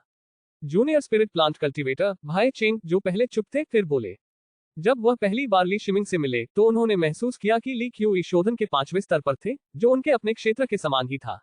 यही कारण है कि जब जिन फेंगजी ने उनका अभिवादन करने की पहल की तो उन्होंने कोई विशेष भावना नहीं दिखाई। जिन फेंगजी केवल 3 साल पहले ही इस संप्रदाय में शामिल हुई थी और क्यूई शोधन के दूसरे स्तर पर थी। अगर उन्होंने पृथ्वी आत्मा तकनीक न सीखी होती, जो कुछ हद तक उपयोगी थी, तो शायद वह अभी भी छोटे मोटे कामों में व्यस्त होती। ये देखते हुए कि ली शिमिंग अपने साथियों की तुलना में कितने अधिक मजबूत थे, या तो उनकी प्रतिभा असाधारण रूप से मजबूत थी, या उनके पीछे शक्तिशाली समर्थन था, जिसका अर्थ था कि उन्हें हल्के में नाराज नहीं किया जा सकता था। ये सुनकर कि ली शिमिंग का निवास चट्टान के पास था, वह समझ गया कि ली शिमिंग की पहचान सरल नहीं थी। गुफा में निवास एक मध्य श्रेणी की आत्मा शिरा पर स्थित था, जो केवल क्यूई शोधन के 9वें स्तर के प्रतिभाशाली लोगों के लिए योग्य था, जो आधार स्थापना चरण में आगे बढ़ने की आशा रखते थे, या स्वयं आधार स्थापना साधकों के लिए। फिर भी ली शिमिंग, जो केवल क्यूई शोधन के 5वें स्तर पर था, ने मध्य श्रेणी की आत्मा शिरा में एक गुफा में निवास किया था, जिससे भाई चेंग को अपनी चुप्पी तोड़ने के लिए मजबूर होना पड़ा, क्योंकि उसे डर था कि वह शिमिंग को नाराज कर सकता है। भाई चेंग बहुत दयालु है। जिन, जो मेरे साथ ग्रेट जिया से आई है, मुझे उम्मीद है कि आप उसकी देखभाल कर पाएंगे। ली शिमिंग ने मुस्कुराते हुए कहा। जरूर, भाई चेंग ये सुनकर बेहद खुश हुए और तुरंत सहमत हो गए। इस तरह वे ली शिमिंग को जान पाए और शायद भविष्य में वे दोस्त भी बन जाएं। हालांकि जिन फेंगजी को उलझन महसूस हुई जब उसने भाई चेंग को ली शिमिंग को एक वरिष्ठ के रूप में संबोधित करते सुना, तो उसे एहसास हुआ कि शिमिंग की ताकत कम से कम चेंग के बराबर तो होगी ही। और भाई चेंग, जो एक मध्यवर्ती स्पिरिट प्लांट कल्टीवेटर थे, का इतना विनम्र होना ये दर्शाता था कि गुफा में निवास करने वाले व्यक्ति के बारे में कुछ असाधारण बात थी। धन्यवाद भाई ली, मुझे उम्मीद है कि जब समय मिलेगा तो आप हमारे साथ एक सभा में शामिल हो सकेंगे। जिन फेंगजी ने झुककर उन्हें धन्यवाद दिया। जरूर, समय आने पर मेरे गुफा निवास पर संदेश भेज देना। हालांकि यह अस्थायी निवास है, मैं रोजाना वहां जाता हूँ। ली शिमिंग ने मुस्कुराते हुए सहमति जताई। यद्यपि उस काल के कृषक विशेष रूप से उत्कृष्ट नहीं थे, फिर भी उनमें कुछ सौहार्दपूर्णता थी। इसके अलावा, चूंकि ये साधक धर्मनिरपेक्ष दुनिया से आए थे, इसलिए इस बात की प्रबल संभावना थी कि यदि वे साधना जगत में बने नहीं रह सके तो वे उसी दुनिया में लौट आएंगे। यद्यपि वे साधना जगत में सबसे कमजोर थे, फिर भी धर्मनिरपेक्ष दुनिया में उनका महत्वपूर्ण प्रभाव था। यद्यपि 5 तत्व क्यूई अवशोषण तकनीक का अभ्यास करने के लिए जून पीक गुफा निवास में जाना आवश्यक था, लेकिन मुख्य साधना समय को समायोजित करने से इस पर ज्यादा प्रभाव नहीं पड़ा। हर दोपहर ली शिमिंग मध्यम श्रेणी की आत्मा शिरा द्वारा प्रदान की गई आध्यात्मिक ऊर्जा द्वारा समर्थित साधना करने के लिए जून पीक पर गुफा निवास में जाते थे। उनका मानना था कि साधना प्रभाव उनकी अपेक्षाओं के अनुरूप होगा। वह और उसका क्लोन गुफा आवास के साधना कक्ष में बैठे थे, जो कि मध्य श्रेणी की आत्मा शिरा के आध्यात्मिक ऊर्जा आउटलेट के ठीक पीछे था, तथा उनके चारों ओर एक एकत्रित आत्मा सरणी स्थापित थी। एक मध्यम श्रेणी की आत्मा शिरा एक आधार स्थापना साधक की साधना को सहारा दे सकती थी। इस प्रकार ये 2 क्यूई शोधन साधकों के लिए पर्याप्त से अधिक थी। क्लोन ने 5 तत्व क्यूई अवशोषण तकनीक की स्थिर दर पर साधना की, जो स्वर्गीय आत्मा मूल की 100x साधना गति के बराबर थी, जबकि ली शिमिंग के अपने शरीर ने 38.79 की उच्चतम गति दर बनाए रखी। हालांकि प्रत्येक सत्र के बाद ली शिमिंग ने पाया कि उनकी साधना का प्रभाव सैद्धांतिक अपेक्षाओं से अधिक था। सिद्धांत के अनुसार उनके शरीर की साधना गति 138.79 होनी चाहिए थी, लेकिन वास्तविक प्रभाव इस मान से कहीं अधिक था। तभी उन्हें एक ऐसी समस्या का एहसास हुआ जिस पर उन्होंने पहले ध्यान नहीं दिया था। एक उच्च क्यूई शोधन साधक की साधना गति का मूल्यांकन उसी मानक से नहीं किया जा सकता जिस पर एक क्यूई शोधन 5वें स्तर के साधक का मूल्यांकन किया जाता है। इससे पहले अपर्याप्त आध्यात्मिक ऊर्जा वातावरण के कारण वह साधना आवश्यकताओं को पूरा नहीं कर पाया था, लेकिन पर्याप्त आध्यात्मिक ऊर्जा एकाग्रता के साथ उसकी अपनी आध्यात्मिक शक्ति में वृद्धि ने इसे प्रकाश में ला दिया। यह अच्छी खबर थी, क्योंकि इससे उसकी साधना की गति न केवल स्वर्गीय आत्मा मूल वाले प्रतिभाशाली लोगों से आगे निकल गई, बल्कि वह अपने क्लोन के क्षेत्र के साथ और अधिक तेजी से आगे बढ़ गया। जहां तक अपने क्लोन को फाउंडेशन एस्टेब्लिशमेंट तक बढ़ाने की बात है, तो उन्होंने पहले ही अपना विचार बदल दिया था और अपने क्लोन की उन्नति पर विचार करने से पहले अपने शरीर के क्यूई रिफाइनिंग पीक तक पहुंचने तक इंतजार करने का निर्णय लिया था। खेती पूरी करने के बाद उन्होंने क्लोन को वापस एक यांत्रिक स्थान में संग्रहित कर दिया। साधना कक्ष से बाहर निकलने पर उन्होंने रक्षात्मक व्यूह के भीतर एक ध्वनि संचरण ताबीज तैरता हुआ पाया। उन्होंने ध्वनि संचरण ताबीज प्राप्त किया। ये जिन फैंगजी का संदेश था, जिसमें उन्हें एक निश्चित गुफा में एकत्रित होने के लिए आमंत्रित किया गया था। गुफा आवास पहाड़ की तलहटी में समान संरचनाओं के बीच अस्पष्ट रूप से स्थित था। इस क्षेत्र में प्रारंभिक चरण के ची शोधन साधकों के आवास थे, जो एक आत्मा शिरा से जुड़े थे। निस्संदेह आध्यात्मिक ऊर्जा उनके उपभोग के लिए पर्याप्त थी। आध्यात्मिक ऊर्जा के संदर्भ में, जब तक कोई व्यक्ति 9 शिखरों की सीमा के भीतर रहता है और संप्रदाय का अनुयायी है, तब तक चिंता की कोई आवश्यकता नहीं है। यदि ली शिमिंग शुरू में संप्रदाय की 9 चोटियों के भीतर रहे होते, तो बहुत संभव है कि उनका निवास भी इसी क्षेत्र में होता। वह समय पर गुफा के बाहर पहुंच गया, और जैसे ही संरचना खुली, उसने अंदर प्रवेश किया और देखा कि अंदर एक आंगन था। आंगन छोटा था, लेकिन किसानों के लिए कुछ फूल और जड़ी बूटियां उगाने के लिए पर्याप्त था। भाई ली को नमस्कार। जिन फेंगजी सहित 7 युवा साधकों ने एक साथ झुककर कहा, काफी समय हो गया है मेरे साथी कनिष्ठ भाइयों। ली शिमिंग ने इन युवा साधकों को देखा और काफी भावुक हो गए। अपने साथियों में वह सबसे उम्रदराज था। इस साल उसकी उम्र 18 साल थी, जबकि इन युवा किसानों में सबसे छोटा सिर्फ 15 साल का था। संप्रदाय में 3 साल रहने के बाद वे सभी परिपक्व हो गए थे। अफसोस की बात है कि इन कनिष्ठ भाइयों में सबसे मजबूत केवल क्यूई शोधन द्वितीय स्तर पर था। ये स्पष्ट था कि वे अच्छा प्रदर्शन नहीं कर रहे थे। ये समझ में आता था। आमतौर पर एक ही पीढ़ी के साधक एक दूसरे की देखभाल करते थे, लेकिन नए लोगों का ये समूह असामान्य था। उन्होंने आरोहण सम्मेलन में भाग लिया था और रास्ते में उन पर आक्रमण भी हुए थे, और अंततः केवल 10 नए लोग ही संप्रदाय तक पहुंच पाए। इसके अलावा हमले के कारण 2 नए लोगों ने खेती जारी रखने की इच्छा खो दी थी और वे पूरी तरह से निराशा में डूब गए थे। उसके सामने खड़े ये 7 साधक भी बहुत प्रभावित हुए थे और शक्तिशाली साथियों की देखभाल के बिना उनकी प्रगति धीमी रही थी। वास्तव में उस अवधि के नए प्रशिक्षुओं में से 32 ने अपना आध्यात्मिक ऊर्जा भंवर बनाने में सफलता प्राप्त की थी, लेकिन संप्रदाय के स्थानीय जल से आए ये साधक उन साधकों के समान स्तर पर नहीं थे जिन्होंने आरोहण सम्मेलन में भाग लिया था। उन स्थानीय नवागंतुकों के संप्रदाय के भीतर कुछ हद तक संबंध थे, जबकि वे लोग असेंशन सम्मेलन में शामिल हुए थे और उनके पास भरोसा करने के लिए कोई नहीं था। इस प्रकार ये सुनने के बाद कि ली शिमिंग ने नेतृत्व संभाल लिया है, उन्होंने जिन फेंगजी के नेतृत्व में संसाधन जुटाए और उनसे संपर्क किया, उनके कार्यों के पीछे का अर्थ बिना कहे ही स्पष्ट हो गया। सभी लोग कृपया बैठ जाएं। ली शिमिंग ने उनकी बेचैनी देखी और मुस्कुराते हुए उन्हें बैठने का इशारा किया। आंगन में एक पत्थर की मेज पर कई प्रकार के आत्मिक फल और आध्यात्मिक चाय का एक बर्तन रखा था, जो कि उन सातों के लिए सबसे अच्छा था। जिन फेंगजी ने ली शिमिंग के लिए आध्यात्मिक चाय का एक कप तैयार करने की पहल की। चाय की गुणवत्ता अच्छी नहीं थी, लेकिन संप्रदाय के निम्न श्रेणी के सदस्य होने के नाते आध्यात्मिक चाय तक पहुंच पाना उनके लिए पहले से ही काफी सोच विचार वाली बात थी। भाई, आप वर्तमान में किस चोटी पर रह रहे हैं? जिन फेंगजी ने प्यारी मुस्कान के साथ पूछा। बाकी लोग उसकी ओर देख रहे थे, उनकी आंखों में उम्मीद भरी हुई थी। ली शिमिंग के हालात जितने बेहतर थे, वह उनकी उतनी ही ज्यादा मदद कर सकता था। वे सभी निम्न श्रेणी के शिष्य थे, अन्यथा वे पहले ही ली शिमिंग की स्थिति के बारे में पता लगा लेते। ये सर्वविदित था कि ली शिमिंग को युन परिवार द्वारा हत्या के लिए निशाना बनाया गया था, जिससे संप्रदाय में काफी हलचल मच गई थी। उस समय संप्रदाय संरचना का उपयोग करके उन्होंने जो प्रभाव डाला था, वह वास्तव में जबरदस्त था। मैं डुई पीक पर इंटरमीडिएट एरे मास्टर के रूप में हूँ।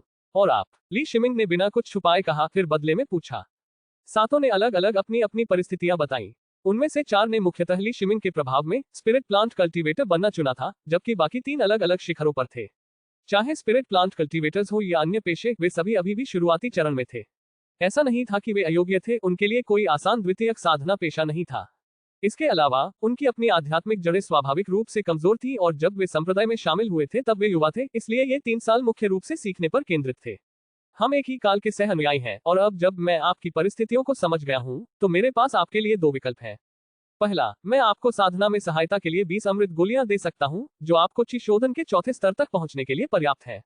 दूसरा विकल्प यह है कि मैं आपको किसी द्वितीय पेशे के मंत्रों में निपुणता प्राप्त करने में मदद कर सकता हूं, लेकिन निश्चित रूप से मैं केवल उन लोगों की ही मदद कर सकता हूं जो आत्मा पौधे के साधक के रूप में कार्यरत है। आप तीनों को अमृत गोलियां चुननी होंगी। ली शिमिंग ने मुस्कुराते हुए कहा। उनके शब्द जिन फेंगजी के नेतृत्व वाले 4 आत्मा पादप साधकों के लिए थे, अन्य 3 के गौण व्यवसाय ऐसे नहीं थे जिनसे उन्होंने पहले कभी निपटा नहीं था, और क्योंकि संप्रदाय के भीतर प्राप्त तकनीकों को दूसरों के बीच साझा नहीं किया जाना था, इसलिए वे केवल आत्मा पादप साधकों की ही सहायता कर सकते थे। सभी 7 लोग खुश थे, फिर भी ये तथ्य कि ली शिमिंग मदद करने को तैयार थी, अपने आप में एक अच्छी बात थी। जिन 3 लोगों को अपने विकल्पों के बारे में ज्यादा सोचने की जरूरत नहीं थी, उन्हें ये पता चल सकता है कि अमृत गोलियां, हालांकि शायद अच्छी आत्मिक जड़ों वाले साधकों के लिए आकर्षक नहीं है, लेकिन उनकी कमजोर आत्मिक जड़ों को देखते हुए उनकी साधना की गति को काफी हद तक बढ़ा सकती है। ली शिमिंग ने अपने भंडारण बैग में हाथ डाला और 3 चीनी मिट्टी की बोतलें निकाली तथा उन्हें तीनों साधकों को सौंप दिया। ये सभी अमृत मारे गए साधकों से प्राप्त किए गए थे। भंडारण थैले में रखे जाने के कारण ये केवल छिपाने का काम करते थे, क्योंकि असली खजाने साधना कक्ष में रखे गए थे। उन्होंने स्वयं कभी भी अमृत का प्रयोग नहीं किया, आंशिक रूप से इसलिए क्योंकि उनकी साधना की गति अपनी सीमा तक पहुंच चुकी थी और गोलियों का कोई प्रभाव नहीं हो रहा था, और आंशिक रूप से इसलिए क्योंकि उन्हें चिंता थी कि इन अमृतों के प्रति प्रतिरोध विकसित होने से फाउंडेशन स्थापना गोली की प्रभावशीलता प्रभावित हो सकती है। ली शिमिंग ने अपने साथी शिष्यों को अमृत गोलियां दी, इस बात की चिंता किए बिना कि उनके सेवन से फाउंडेशन स्थापना गोली की प्रभावकारिता प्रभावित होगी। उनके विचार में यहाँ उपस्थित 7 लोगों में से किसी के लिए भी अंतिम चरण के क्यूई शोधन तक पहुंचना बहुत ही असंभव था, फाउंडेशन स्थापना चरण तक पहुंचने का प्रयास तो दूर की बात थी। अन्य 4 लोगों ने चमकती आंखों से चीनी मिट्टी की बोतल को देखा, ये जानते हुए कि यद्यपि इस तरह के साधना संसाधन अच्छे कर्मों से प्राप्त किए जा सकते हैं, लेकिन उन्हें 20 अमृत गोलियां इकट्ठा करने में कम से कम 10 साल लगेंगे। ली शिमिंग की उदारता ने उन्हें एक दशक के कठिन परिश्रम से बचा लिया। वरिष्ठ भाई, आप हमें spring breeze and rain skill में निपुणता प्राप्त करने में कितना विश्वास रखते हैं? जिन फेंगजी ने थोड़ी हिचकिचाहट के साथ पूछा।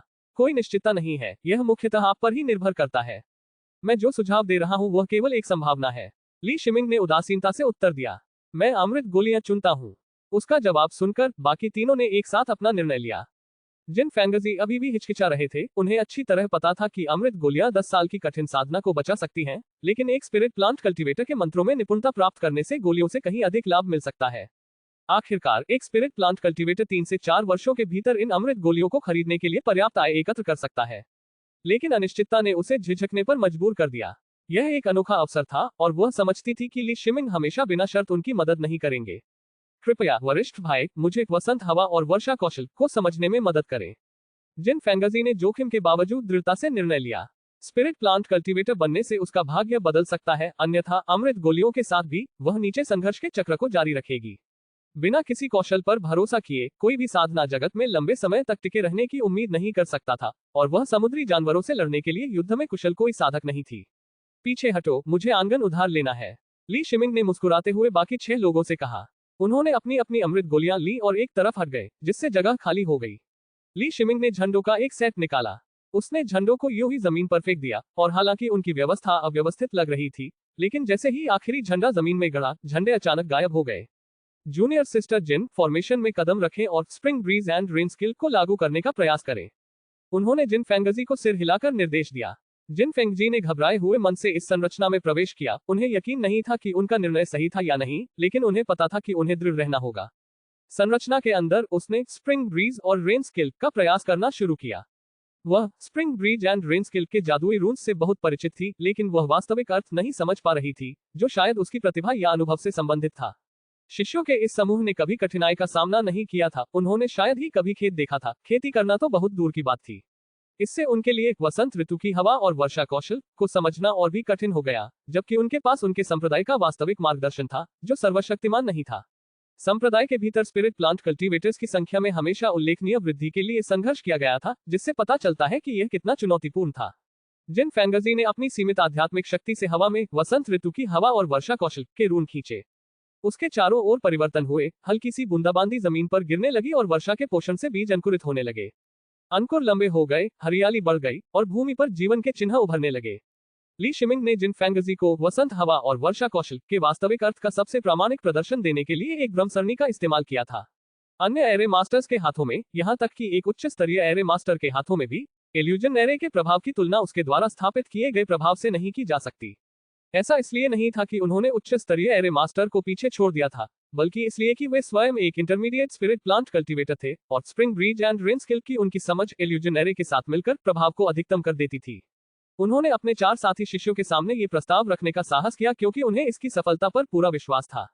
अमृत गोलियां एक परीक्षा थी, साधकों के लिए वास्तविक सहायता कभी भी किसी अमृत में नहीं थी, बल्कि उन कौशलों में थी जो उन्हें साधना जगत में जीवित रहने में सक्षम बनाती है।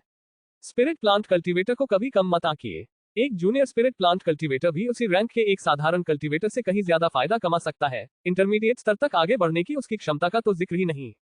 जिन फेंगजी ने महसूस किया कि उसका मन उसके आसपास के वातावरण के साथ विलीन हो गया है, और उसे वसंत की वर्षा की बहुमूल्यता का एहसास हुआ, पृथ्वी का पोषण, पौधों की जीवन शक्ति। इस ज्ञानोदय से वास्तविक अर्थ उभर कर आया, और उसके हाथ में spring breeze and rain skill rune वास्तविक अर्थ से ओतप्रोत होकर आध्यात्मिक प्रकाश की किरण में बदल गया। इसके बाद आकाश में बादल छा गए, और हालांकि वे व्यापक नहीं थे, लेकिन वास्तव में यह spring breeze and rain skill के कारण हुआ था, और इसके बाद स्पिरिट रेन शुरू हो गई। जैसे ही बादल दिखाई दिए, ली शिमिंग ने अपना हाथ हिलाया और व्यूह को इकट्ठा किया। आंगन में जिन फेंगजी भीगी हुई लेकिन मंत्रमुग्ध खड़ी थी, उसे अपने गीले वस्त्र या गालों पर बहते आंसुओं की परवाह नहीं थी। वह 3 वर्षों से लगातार इस दिन का इंतजार कर रही थी, और अंततः वह एक स्पिरिट प्लांट कल्टीवेटर बन गई।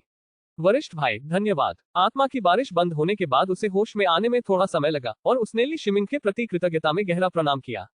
इस समय अन्य 3 शिष्यों, जिन्होंने आत्म साक्षात्कार का अवसर छोड़ दिया था, के चेहरे पर ईर्ष्या, पश्चाताप और निराशा के भाव प्रकट हुए।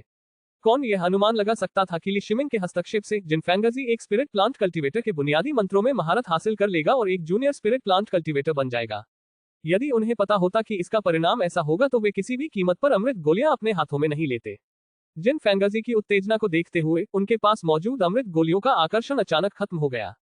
अभी की भावना को याद रखें, यह आपके लिए उतना ही उपयोगी होगा जब आप एक मध्यवर्ती आत्मा संयंत्र साधक बनने के लिए आगे बढ़ेंगे। ली शिमिंग ने जिन फैंगजी को उठने में मदद की और निर्देश दिया। वास्तव में वह एक मध्यवर्ती आत्मा पादप साधक था। उसके मायावी समूह द्वारा प्रदर्शित वास्तविक अर्थ में एक मध्यवर्ती आत्मा पादप साधक के विशिष्ट वास्तविक आशय के तत्व समाहित थे। जहां तक जिन फैंगजी की समझ का सवाल है, ये जिन फैंगजी के अपने भाग्य पर निर्भर करता था। ली शिमिंग ज्यादा देर नहीं रुके। वे उठे, सबको सिर हिलाकर अभिवादन किया और फिर गुफा से बाहर चले गए। सातों ने ली शिमिंग को गायब होते देखा, ये जानते हुए कि अब से ली शिमिंग की मदद लेने की संभावना बहुत कम थी। इस बार ली शिमिंग की सहायता ने उनके बीच की मित्रता को लगभग समाप्त कर दिया था। जब तक उनके पास कुछ ऐसा ना हो जो ली शिमिंग को लुभा सके, वे फिर से उनसे मदद नहीं मांग सकते थे। वे ये समझ गए थे कि साधकों के बीच बातचीत एक तरफा नहीं हो सकती। साधकों को समान रूप से मजबूत साथियों की जरूरत थी, न कि ऐसे बेकार लोगों की जिन्हें लगातार मदद की जरूरत हो। जिन फैंगजी ने अपने मन में कहा कि उसे अपने परिवार को संप्रदाय में ली शिमिंग की स्थिति के बारे में बताना होगा और यह सुनिश्चित करना होगा कि उसका परिवार ली शिमिंग के धर्मनिरपेक्ष रिश्तेदारों को नाराज न करे। ग्रेट जिया से होने के नाते यह उसके लिए फायदेमंद भी था और खतरे का स्रोत भी। ग्रेट जिया के शाही परिवार से होने के नाते अगर शाही परिवार ली शिमिंग के धर्मनिरपेक्ष रिश्तेदारों को नाराज करता तो उस नफरत का श्रेय उसे ही दिया जाता। साधना के दिन अपेक्षाकृत शांति से बीत रहे थे। क्लोन को यांत्रिक कक्ष से निकले हुए 1 साल हो गया था और ली शिमिंग को लगातार चिंता रहती थी कि पवित्र हिम संप्रदाय को क्लोन के बारे में पता नहीं चल पाया है। क्लोन द्वारा सेवन किए गए सार रक्त की बूंद के अलावा बेलीजिन यान से संबंधित सभी निशान बदल दिए गए थे। क्लोन होने से उसे उन चीजों को करने के लिए अधिक समय मिला जो वह करना चाहता था। यिन शिलान के साथ उनकी बातचीत लंबे समय से एक तरफा हो गई थी, जहां वह आपसी बातचीत के बजाय केवल यिन शिलान के सवालों का जवाब देते थे। संरचनाओं के मामले में वह यिन शिलान से कहीं आगे निकल गया था। उन्होंने किसी को नहीं बताया था, लेकिन वर्ष भर में उनके एरे फॉर्मेशन स्टारलाइट सी ने एक घूमती हुई आकाशगंगा का निर्माण कर लिया था। जब भी वह स्टारलाइट सागर का आत्मनिरीक्षण करता तो वह प्रत्येक स्टारलाइट को अपने आसपास के अन्य स्टारलाइट से जुड़ते हुए देख सकता था, एक ऐसा संबंध जो स्वर्ग और पृथ्वी के गहन सिद्धांत को लेकर चलता था तथा वास्तविक आकाशीय अंतरिक्ष की तरह कार्य करता था। ली शिमिंग ब्रह्मांड की अवधारणा को इस दुनिया के एरे मास्टर्स से भी बेहतर समझते थे। भले ही उनके पिछले जन्म के ब्रह्मांड के वैज्ञानिक विचार सटीक हो या नहीं, ब्रह्मांड के अस्तित्व के स्वरूप पर वैज्ञानिकों ने कई वर्षों तक शोध किया था, जिसके परिणामस्वरूप एक ब्रह्मांडीय तारा मानचित्र तैयार हुआ। उनका स्टारलाइट सागर उनके पिछले जीवन के ब्रह्मांडीय तारा मानचित्र जैसा था। अब संप्रदाय गठन के अलावा वह लगभग सभी अन्य संरचनाओं के संचालन सिद्धांतों का आसानी से विश्लेषण कर सकता था। बेशक ये भी उसके सीमित संपर्क से संबंधित था। उसे आश्चर्य हुआ कि क्या संप्रदाय जानबूझकर उसे बचा रहा था। उन्हें जो भी कार्य मिले उनमें से किसी में भी संप्रदाय को छोड़कर संरचनाओं को संभालने की बात नहीं थी। सभी कार्य संप्रदाय के भीतर निरीक्षण और मरम्मत के बारे में थे। पवित्र बर्फ संप्रदाय द्वारा हत्या के प्रयास ने संप्रदाय को अभी भी सतर्क बना दिया। 1 साल के भीतर ली शिमिंग में सबसे बड़ा बदलाव संरचनाओं में नहीं बल्कि उनके क्षेत्र में आया। वे क्यूई शोधन की छठी परत के शिखर पर पहुंच गए थे और जल्द ही क्यूई शोधन के अंतिम चरण में पहुंचने के लिए तैयार थे। अपने मुख्य शरीर की साधना में सहायता के लिए क्लोन का उपयोग करने से उसकी साधना प्रगति में तेजी आई।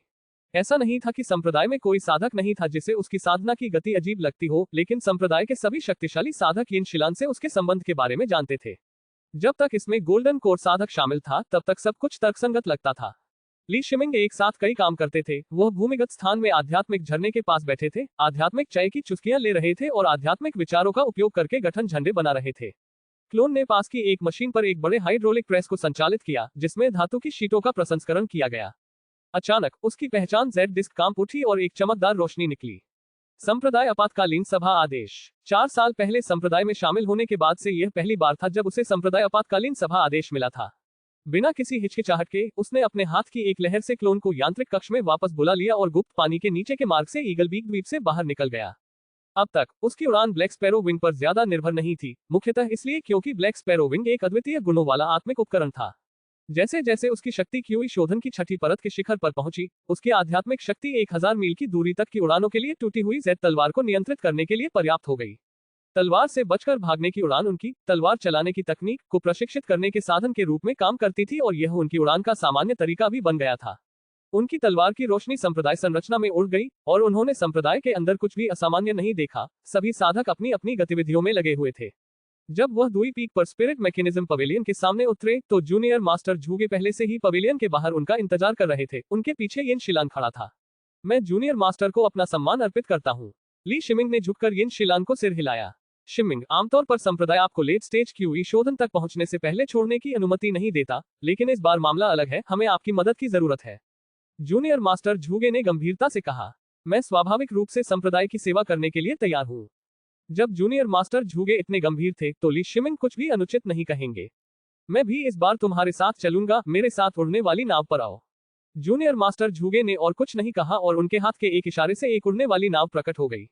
ली शिमिंग और यिन शिलान ने तुरंत ही उनके पीछे उड़ती हुई नाव पर चढ़ गए और जैसे ही वे उस पर सवार हुए, उड़ती हुई नाव तुरंत पूरी गति से संप्रदाय से निकल गई। उन्होंने अनुमान लगाया कि उड़ने वाली नाव की दिशा स्वर्गीय सागर रेखा की ओर थी। क्या स्वर्गीय सागर रेखा के साथ कोई समस्या हो सकती है? संप्रदाय की स्थिति को देखते हुए संप्रदाय के आपातकालीन सम्मन आदेश का उपयोग करके उसे और यिन शिलान को और यहां तक कि जूनियर मास्टर झूगे को भी जुटाने में सक्षम होना कोई छोटी परेशानी नहीं होनी चाहिए। जैसे ही वे उड़ने वाली नाव के अंदर बैठे, जूनियर मास्टर झूगे ने अपनी आंखें बंद कर ली और उड़ने वाली नाव को नियंत्रित करना शुरू कर दिया, जिससे उसकी गति बढ़ाने में मदद मिली। लान एर, क्या तुम एकांतवास में जाने की तैयारी नहीं कर रही थी? ली शिमिंग ने धीरे से पूछा। पिछले कई वर्षों से वे एक दूसरे के साथ कई मामलों को साझा करते रहे हैं। कुछ दिन पहले उन्होंने यिन शिलान को ये कहते हुए सुना था कि वह फाउंडेशन स्थापना चरण में आगे बढ़ने के लिए संप्रदाय द्वारा स्थापित विशेष एकांत कक्ष में प्रवेश करने के लिए अपनी मानसिकता को समायोजित कर रही थी। संप्रदाय का एकांत कक्ष सामान्य एकांतवास के लिए नहीं था, बल्कि बाधाओं को तोड़ने का प्रयास करने वाले साधकों के लिए तैयार किया गया था। अंदर सफलता का प्रयास करने वालों की सुरक्षा के लिए कई व्यवस्थाएं की गई थी, जिससे सफलता की दर कुछ हद तक बढ़ सकती थी। ली शिमिंग ने सोचा था कि वह लंबे समय तक यिन शिलान को नहीं देख पाएंगे और उन्हें भी उनके जैसे ही मिशन पर जाने पर आश्चर्य हुआ। मुझे भी नहीं पता। यिन शिलान ली शिमिंग को अपने उपनाम से पुकारते हुए सुनकर शर्मा गई और चुपके से जूनियर मास्टर जुगे की तरफ देखा। यह देखकर कि उनकी कोई प्रतिक्रिया नहीं हुई, वह थोड़ा शांत हुई और धीरे से सिर हिलाकर बोली। वे हमेशा एक दूसरे को बहुत ही आत्मीयता से संबोधित करते थे और कुछ साल पहले ही उसने अपना उपनाम लान एर बताया, जिसके कारण ली शिमिंग ने उसे संबोधित करने का अपना तरीका बदल दिया। यद्यपि यिन शिलान कुछ शर्मीली थी, फिर भी उसने कोई आपत्ति नहीं की। केवल वह व्यक्ति जो उसके दिल के सबसे करीब था उसे ऐसा कह सकता था और ली शिमिंग वास्तव में ऐसा ही व्यक्ति बन गया था। क्या यह मिशन खतरनाक होगा? तुम्हें सावधान रहना होगा, ली शिमिंग ने बोलते हुए थोड़ा मुंह बनाया। कई खतरों का सामना करने के बाद वह खतरे के बारे में ज्यादा चिंतित नहीं था, लेकिन वह यिन शिलान के बारे में चिंतित था। यिन शिलान के पास चाहे कितनी भी जीवन रक्षक तकनीकें क्यों न हो, व्यावहारिक युद्ध अनुभव की कमी के कारण खतरे से निपटने का उसका तरीका उससे काफी अलग था। खांसी। जूनियर मास्टर झूगे ने याद दिलाने के लिए हल्के से खांसी की, फिर उन्होंने कहा, जब तक तुम मेरे करीब रहोगे तब तक तुम खतरे में नहीं होगे। जूनियर मास्टर झूगे के अचानक हस्तक्षेप पर यिन शिलान ने शर्म से अपना सिर घुमा लिया और ली शिमिंग मुस्कुराए कुछ राहत महसूस की। हम कहाँ जा रहे हैं? हमारे नीचे स्वर्गीय सागर रेखा है, उसके आगे क्या है? उड़ती हुई नाव तेजी से आगे बढ़ी और जल्द ही कई द्वीपों के पास से गुजर गई, जिससे ली शिमिंग ने उत्सुकता से पूछा, मुझे उम्मीद नहीं थी कि तुम इस जगह को पहचान पाओगे। हम 7 स्टार आइलैंड जा रहे हैं। जूनियर मास्टर झूगे ने ली शिमिंग की तरफ देखते हुए उत्सुकता से कहा, फिर जवाब दिया। ली शिमिंग द्वारा स्वर्गीय सागर रेखा को पहचानना जूनियर मास्टर झूगे के लिए थोड़ा अजीब था, क्योंकि लेट स्टेज क्यूई शोधन तक पहुंचने से पहले इस समुद्री क्षेत्र में प्रवेश करना बहुत खतरनाक था और यहां तक कि वर्तमान ली शिमिंग भी यहां जीवित नहीं रह सकते थे। बेशक ये जूनियर मास्टर झूगे का ली शिमिंग की क्यूई रिफाइनिंग छठी परत की ताकत का आकलन था, वह ली शिमिंग की असली लड़ाकू क्षमताओं से अवगत नहीं थे। 7 सितारा द्वीप। ली शिमिंग 100% आश्वस्त था कि उसने इस द्वीप के बारे में कभी किसी सामग्री या साधकों के होठों से नहीं सुना था। उसने यिन शिलान की ओर देखा और उसकी आंखों में आश्चर्य और संदेह के भाव देखे, ये जानते हुए कि उसे इस द्वीप के बारे में कुछ समझ हो सकती है। लेनप्रत 7 स्टार द्वीप कौन सी जगह है? उसने धीरे से पूछा। यिन शिलान ने प्रश्नवाचक दृष्टि से जूनियर मास्टर झूगे की ओर देखा। कोई बात नहीं, चूंकि हम उसे वहां ला रहे हैं, इसलिए स्वाभाविक रूप से उससे यह बात गुप्त रखने की कोई आवश्यकता नहीं है। जूनियर मास्टर झूगे ने मुस्कुराते हुए कहा। 7 सितारा द्वीप समुद्र में 7 महान संप्रदायों द्वारा संयुक्त रूप से स्थापित रक्षा की पहली पंक्ति है, जिसका उद्देश्य स्वर्ण कोर शक्ति वाले समुद्री जानवरों को 7 महान संप्रदायों के पास आने से रोकना है। यिन शिलान ने ली शिमिंग को समझाया। ली शिमिंग ने यह अनुमान नहीं लगाया था कि 7 महान संप्रदाय वास्तव में एक सहयोगी संबंध में होंगे। वह जो जानता था उसके अनुसार आकाश सागर संप्रदाय और जुवानमिंग संप्रदाय कट्टर दुश्मन थे और आकाश सागर संप्रदाय और पवित्र बर्फ संप्रदाय के बीच संबंध भी उतने अच्छे नहीं थे, जबकि अन्य संप्रदाय उसकी स्थिति के कारण उसकी पहुंच से परे थे। लेकिन ऐसा लग रहा था कि 7 महान संप्रदायों ने, जो आपस में एक दूसरे से जुड़े नहीं लग रहे थे, 7 स्टार द्वीप पर एक रक्षा पंक्ति बना ली थी। क्या यह सिर्फ गोल्डन कोर समुद्री जीवों को रोकने के लिए था? बेशक ये मामले अभी भी उससे बहुत दूर थे। एक मामूली ची शोधन साधक होने के नाते अगर उसकी संरचनाओं में अच्छी क्षमता न होती तो वह शायद ऐसे मामलों में शामिल ही न हो पाता। उड़ने वाली नाव धीमी हो गई और ली शिमिंग ने 7 स्टार द्वीप देखा, जो 7 जुड़े हुए छोटे द्वीपों से बना था। आकाश से देखने पर 7 जुड़े हुए छोटे द्वीप बेओ 7 सितारा संरचना का निर्माण करते प्रतीत होते हैं, हालांकि यह स्पष्ट नहीं है कि यह संरचना प्राकृतिक थी या जानबूझकर बनाई गई थी। उसे अपना काम भी समझ आ गया था। 7 जुड़े हुए छोटे द्वीपों को किसी शक्तिशाली प्राणी ने काट डाला था, जिससे तलवार के 5 गहरे निशान रह गए थे। आसमान से दिखाई देने वाले तलवार के 5 निशान जमीन से आश्चर्यजनक रूप से स्पष्ट दिखाई देंगे। उड़ती हुई नाव नीचे उतरी और ली शिमिंग ने अपने पूरे शरीर को तनाव में डाल लिया क्योंकि उसने महसूस किया कि उड़ती हुई नाव पर 7 भयानक आभाएं छा गईं। Golden core, 7 golden core elders. वह लगभग चौंक कर उछल पड़ा। सामान्यतः एक गोल्डन कोर एल्डर को देखना भी कठिन होता था, फिर भी यहाँ तो 7 थे। उड़न नाव एक द्वीप पर उतरी और जूनियर मास्टर झूगे ने उड़न नाव को दूर रख दिया। झूगे जुबान एल्डर गू को सम्मान देता है। उसने एक गुफा में बने आवास की ओर आदरपूर्वक झुककर कहा, आप बहुत जल्दी आ गए, पहले जाकर संरचना की मरम्मत कीजिए। एक वृद्ध आवाज सुनाई दी। हाँ, जुगे जुबान ने झुककर जवाब दिया, फिर ली शिमिंग और यिन शिलान की ओर मुड़ा। आपका काम इस द्वीप पर संरचना की मरम्मत करना है। अगर कोई ऐसी चीज है जिसे आप ठीक नहीं कर सकते तो उसे मेरे लिए वहीं छोड़ दीजिए। ली शिमिंग ने चारों ओर देखा और जो कुछ उसने देखा था उसे आसमान से आए दृश्य से जोड़ दिया। द्वीप पर तलवारों के 2 निशान थे जिससे भारी नुकसान हुआ था, जिसे शायद जल्दी ठीक नहीं किया जा सकता था। ये रही जरूरी सामग्री की खपत की चिंता मत करो, बस इस जगह की जल्द से जल्द मरम्मत पर ध्यान दो। जुगे जुबान ने 2 स्टोरेज बैग निकाले और ये निर्देश देते हुए उन्हें दे दिए। ली शिमिंग ने एक भंडारण बैग लिया और आध्यात्मिक शक्ति से उसकी जांच की और पाया कि उसका आयतन 20 घन मीटर था, जो विभिन्न बहुमूल्य एरे संरचना सामग्रियों से भरा हुआ था। इस भंडारण बैग में केवल एरे फॉर्मेशन सामग्री ही कम से कम 10 लाख स्पिरिट स्टोन के बराबर थी। वह खुद को धनी मानता था, उसके पास 2 मिलियन से अधिक स्पिरिट स्टोन्स की संपत्ति थी, लेकिन ये पहली बार था जब उसने इतनी सारी मूल्यवान एरे फॉर्मेशन सामग्रियों को एक साथ देखा था। यिन शिलान के बैग में मौजूद सामग्री को मिलाकर ये 2 मिलियन स्पिरिट स्टोन्स के बराबर था।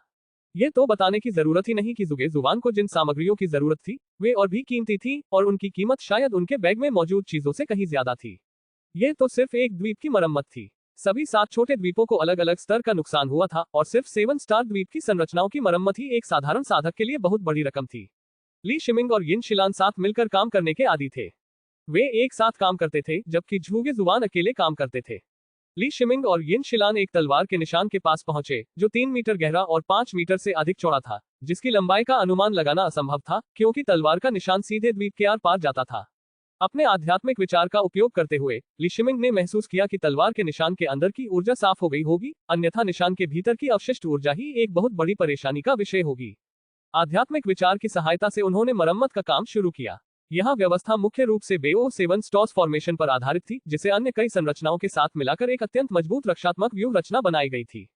चूंकि वह एक नोड पर बैठा था और BO7 स्टॉस फॉर्मेशन क्षतिग्रस्त हो चुका था, इसलिए वह केवल प्रारंभिक निर्णय ही ले सकता था। फॉर्मेशन की वास्तविक शक्ति अज्ञात थी। हालांकि उनके लिए चाहे कोई संरचना कितनी भी जटिल क्यों न हो, वह अनेक छोटे नोड्स से बनी होती थी और उनका कार्य इन छोटे नोड्स की मरम्मत करना था। स्टोरेज बैग से एरे फॉर्मेशन की सामग्री निकाली गई। ली शिमिंग के निर्देशों के अनुसार यिन शिलान ने जरूरी एरे फॉर्मेशन ऑब्जेक्ट्स तैयार किए। ली शिमिंग को यिन शिलान की तुलना में संरचनाओं की अधिक गहरी समझ थी और उनके सहयोग ने पहले भी अनगिनत कार्यों में एक नेतृत्व और दूसरे के अनुसरण का एक पैटर्न बनाया था। यिन शिलान की आध्यात्मिक शक्ति और भी गहन थी, वह ली शिमिंग की सहायता करती थी और मरम्मत के लिए आवश्यक एरे फॉर्मेशन ऑब्जेक्ट्स को तेजी से तैयार करती थी। ली शिमिंग गायब या क्षतिग्रस्त फॉर्मेशन पैटर्न को बनाने और फॉर्मेशन नोड्स को पूरक बनाने के लिए जिम्मेदार थे। उनकी मरम्मत का काम लगातार आगे बढ़ा और उन्हें झूगे जुबान द्वारा बताई गई किसी भी परेशानी का सामना नहीं करना पड़ा। शायद यहाँ संरचना अत्यंत जटिल थी, लेकिन जब तक ली शिमिंग को इसे पुनः व्यवस्थित करने के लिए नहीं कहा गया था और केवल मरम्मत करने के लिए कहा गया था, तब तक उनकी विश्लेषणात्मक और गणना क्षमताएं IBM 15 की सहायता के साथ अविश्वसनीय रूप से कुशल थीं। जैसे ही ली शिमिंग और यिन शिलान ने फॉर्मेशन की मरम्मत पर एक साथ काम किया, अन्य एरे मास्टर्स ने भी शेष छोटे द्वीपों पर इसी तरह का काम शुरू कर दिया। थोड़ा आराम करो, झूगे जुबान उन दोनों के पास आया और उन्हें याद दिलाया। उनके आध्यात्मिक विचार मरम्मत किए गए क्षेत्र पर छा गए, उनके चेहरे पर आश्चर्य के भाव दिखाई देने लगे। ली शिमिंग और यिन शिलान ने सहयोग से संरचना की मरम्मत में जो काम किया था, वह उच्च स्तरीय एरे मास्टर के रूप में उनके द्वारा किए गए काम से भी अधिक तेज था, और न केवल प्रगति तेज थी, बल्कि समापन का स्तर भी उच्च था, जिससे उन्हें फिर से हस्तक्षेप करने की आवश्यकता लगभग समाप्त हो गई। 20 घंटे काम करने के बाद ली शिमिंग और यिन शिलान भी थक गए थे। यद्यपि उनके पास आध्यात्मिक विचार थे, फिर भी वे आधार स्थापना साधक नहीं थे, और आध्यात्मिक विचार के उनके प्रारंभिक विकास का अर्थ था कि दीर्घकालिक प्रयोग से उनकी आत्माएं बहुत थक जाएंगी। चाचा, मुझे डर है कि हम 10 दिनों में यहाँ काम पूरा नहीं कर पाएंगे। ली शिमिंग ने अपना काम रोक दिया और असहाय होकर कहा, 10 दिन तो बहुत कम होंगे। तियानक्वान और कायांग द्वीपों को सबसे ज्यादा नुकसान हुआ है। हमारे तियानजी द्वीप को अपेक्षाकृत कम नुकसान हुआ है। झूगे जुबान ने कड़वाहट से सिर हिलाया। बेदो 7 सितारों को तियानशु, तियानक्सुआन, तियानजी, तियानक्वान, योहिन, कायांग और शेकिंग लाइट में विभाजित किया गया है। 7 छोटे द्वीपों का नाम 7 सितारों के नाम पर रखा गया है। चाचा, इसके पीछे कौन है? ली शिमिंग ने धीमी आवाज में पूछा।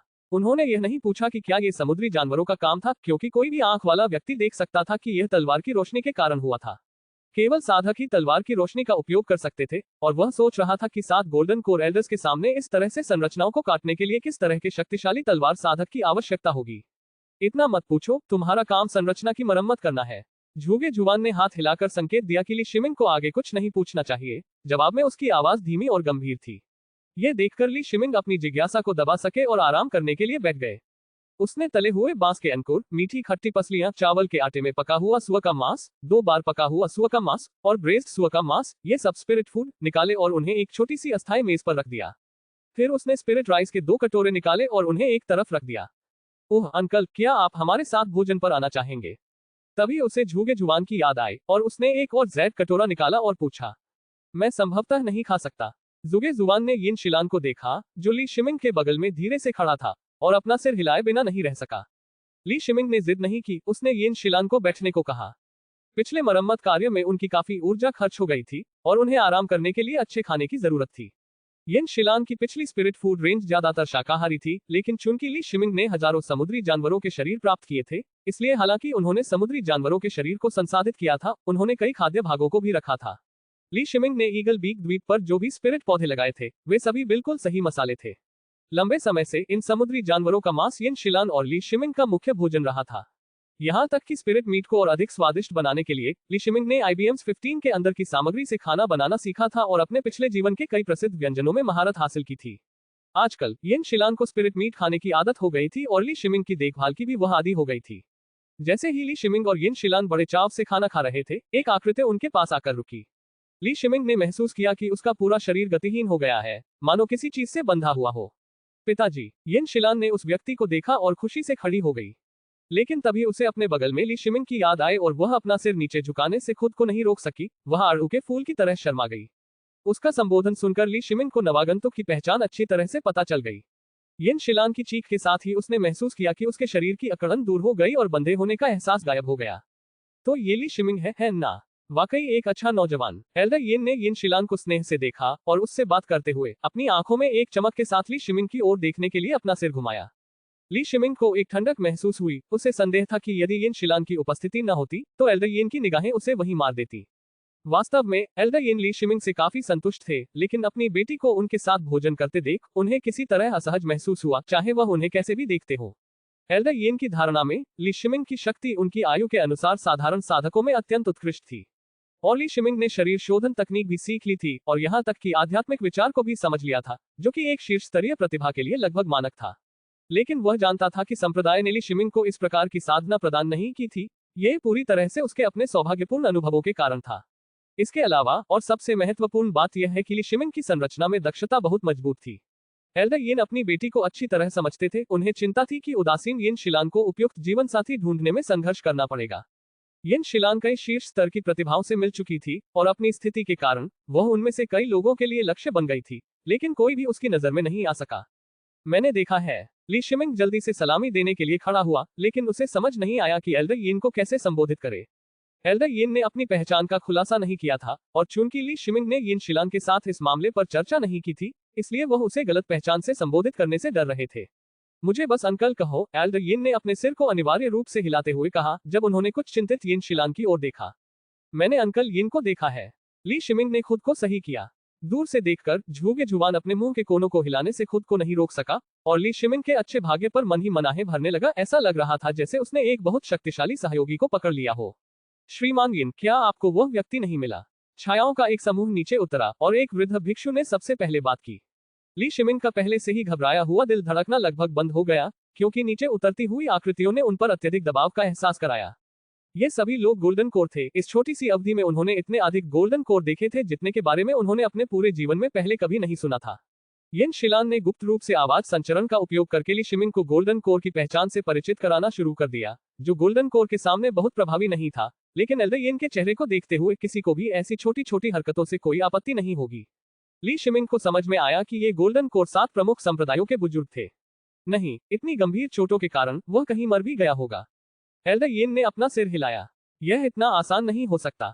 गंभीर चोटों के बावजूद एक तलवार साधक का शरीर कुछ समय तक जीवित रह सकता है। शुयुन संप्रदाय की महिला एल्डर लू ने आपत्ति जताई। एल्डर यिन ने युद्ध में भाग नहीं लिया था। युद्ध समाप्त होने के बाद उन्हें सूचित किया गया कि वे संप्रदाय के बुजुर्गों को सूचित करें कि वे आकर दुश्मन की तलाश करें। दुश्मन की ताकत के बारे में उन्हें स्पष्ट जानकारी न होना स्वाभाविक था। देखते हैं कि दूसरे संप्रदाय के सदस्य उसे ढूंढ पाते हैं या नहीं। हमें पता लगाना होगा कि वह यहाँ क्यों आया। मुझे हमेशा लगता है कि कोई बड़ी मुसीबत आने वाली है, पवित्र बर्फ संप्रदाय के एल्डर जी ने गंभीरता से कहा। सभी संप्रदायों ने अपने गोल्डन कोर एल्डर्स को भेज दिया था और 7 स्टार आइलैंड के 7 गोल्डन कोर एल्डर्स के साथ 14 गोल्डन कोर एल्डर्स एकत्र हुए थे, जिससे पता चला कि सातों संप्रदायों ने इस मामले को कितनी गंभीरता से लिया था। ली शिमिंग ने किनारे से ध्यान से सुना और कुछ सुराग जुटाए। 7 स्टार द्वीप के पास एक अज्ञात गोल्डन कोर स्वॉर्ड कल्टीवेटर प्रकट हुआ था, जिसके कारण एक बड़ा युद्ध छिड़ गया। 7 स्टार द्वीप के साथ गोल्डन कोर के संयुक्त प्रयास और संरचनाओं की बढ़त के बावजूद वे केवल उस अज्ञात गोल्डन कोर स्वॉर्ड कल्टीवेटर को गंभीर रूप से घायल कर पाए और उसे भागने पर मजबूर कर दिया। ये कल्पना करना कठिन था कि स्वर्ण कोर तलवार साधक कितना दुर्जय रहा होगा, जिसके कारण ली शिमिंग को पहली बार संप्रदाय के स्वर्ण कोर की ताकत पर संदेह होने लगा। स्वयं गोल्डन कोर होने के नाते क्या वास्तव में उनके बीच इतना बड़ा अंतर हो सकता है? तो फिर इंतजार करते हैं। इस बीच हमें पता लगाना चाहिए कि समुद्र के किनारे क्या हुआ था। हमें समझना होगा कि क्या हुआ था, वरना एक स्वर्णिम कोर तलवार साधक हमसे लड़ने के लिए समुद्र पार करने के लिए अपनी जान जोखिम में क्यों डालेगा? जिंगहोंग संप्रदाय के एल्डर गोंग ने हार मानकर आह भरी। तभी ली शिमिंग को गोल्डन कोर स्वॉर्ड कल्टीवेटर की पहचान पता चली। समुद्र पार से आया एक साधक। उसे बस यह नहीं पता था कि समुद्र पार का मतलब क्या है, क्योंकि यह खबर उसने संप्रदाय में पहले कभी नहीं सुनी थी। मास्टर डू हाई, मुझे आपको इसके लिए परेशान करना होगा। क्या आप बौद्ध चैनलों के माध्यम से पूछताछ करने में मदद करेंगे? एल्डर यिन ने 10,000 बुद्ध संप्रदाय के मास्टर डू हाई की ओर देखते हुए कहा। 10,000 बुद्ध संप्रदाय इस मामले को संभालेगा। हमें जवाब मिलने में कुछ समय लगेगा, मास्टर डू हाई ने बिना किसी आपत्ति के कार्य स्वीकार करते हुए उत्तर दिया। जैसा कि एल्डर यिन ने कहा था, अन्य संप्रदायों का बाहरी दुनिया से संपर्क कम था। केवल 10,000 बुद्ध संप्रदाय के पास बाहरी दुनिया से संवाद करने के माध्यम थे और सातों संप्रदायों के बीच सहयोगात्मक समझौता स्पष्ट था। अब जब मुसीबत का सामना करना पड़ रहा है, तो 10,000 बुद्ध संप्रदाय के लिए प्रयास करना ही उचित था। आगे जानने के लिए सुनते रहिए द कल्टिवा कलेक्टिव के अगले एपिसोड में सिर्फ और सिर्फ आयुष गोयल यूट्यूब चैनल पर। दोस्तों, हमारे चैनल को लाइक, सब्सक्राइब करो और बेल आइकॉन हिट करना ना भूले।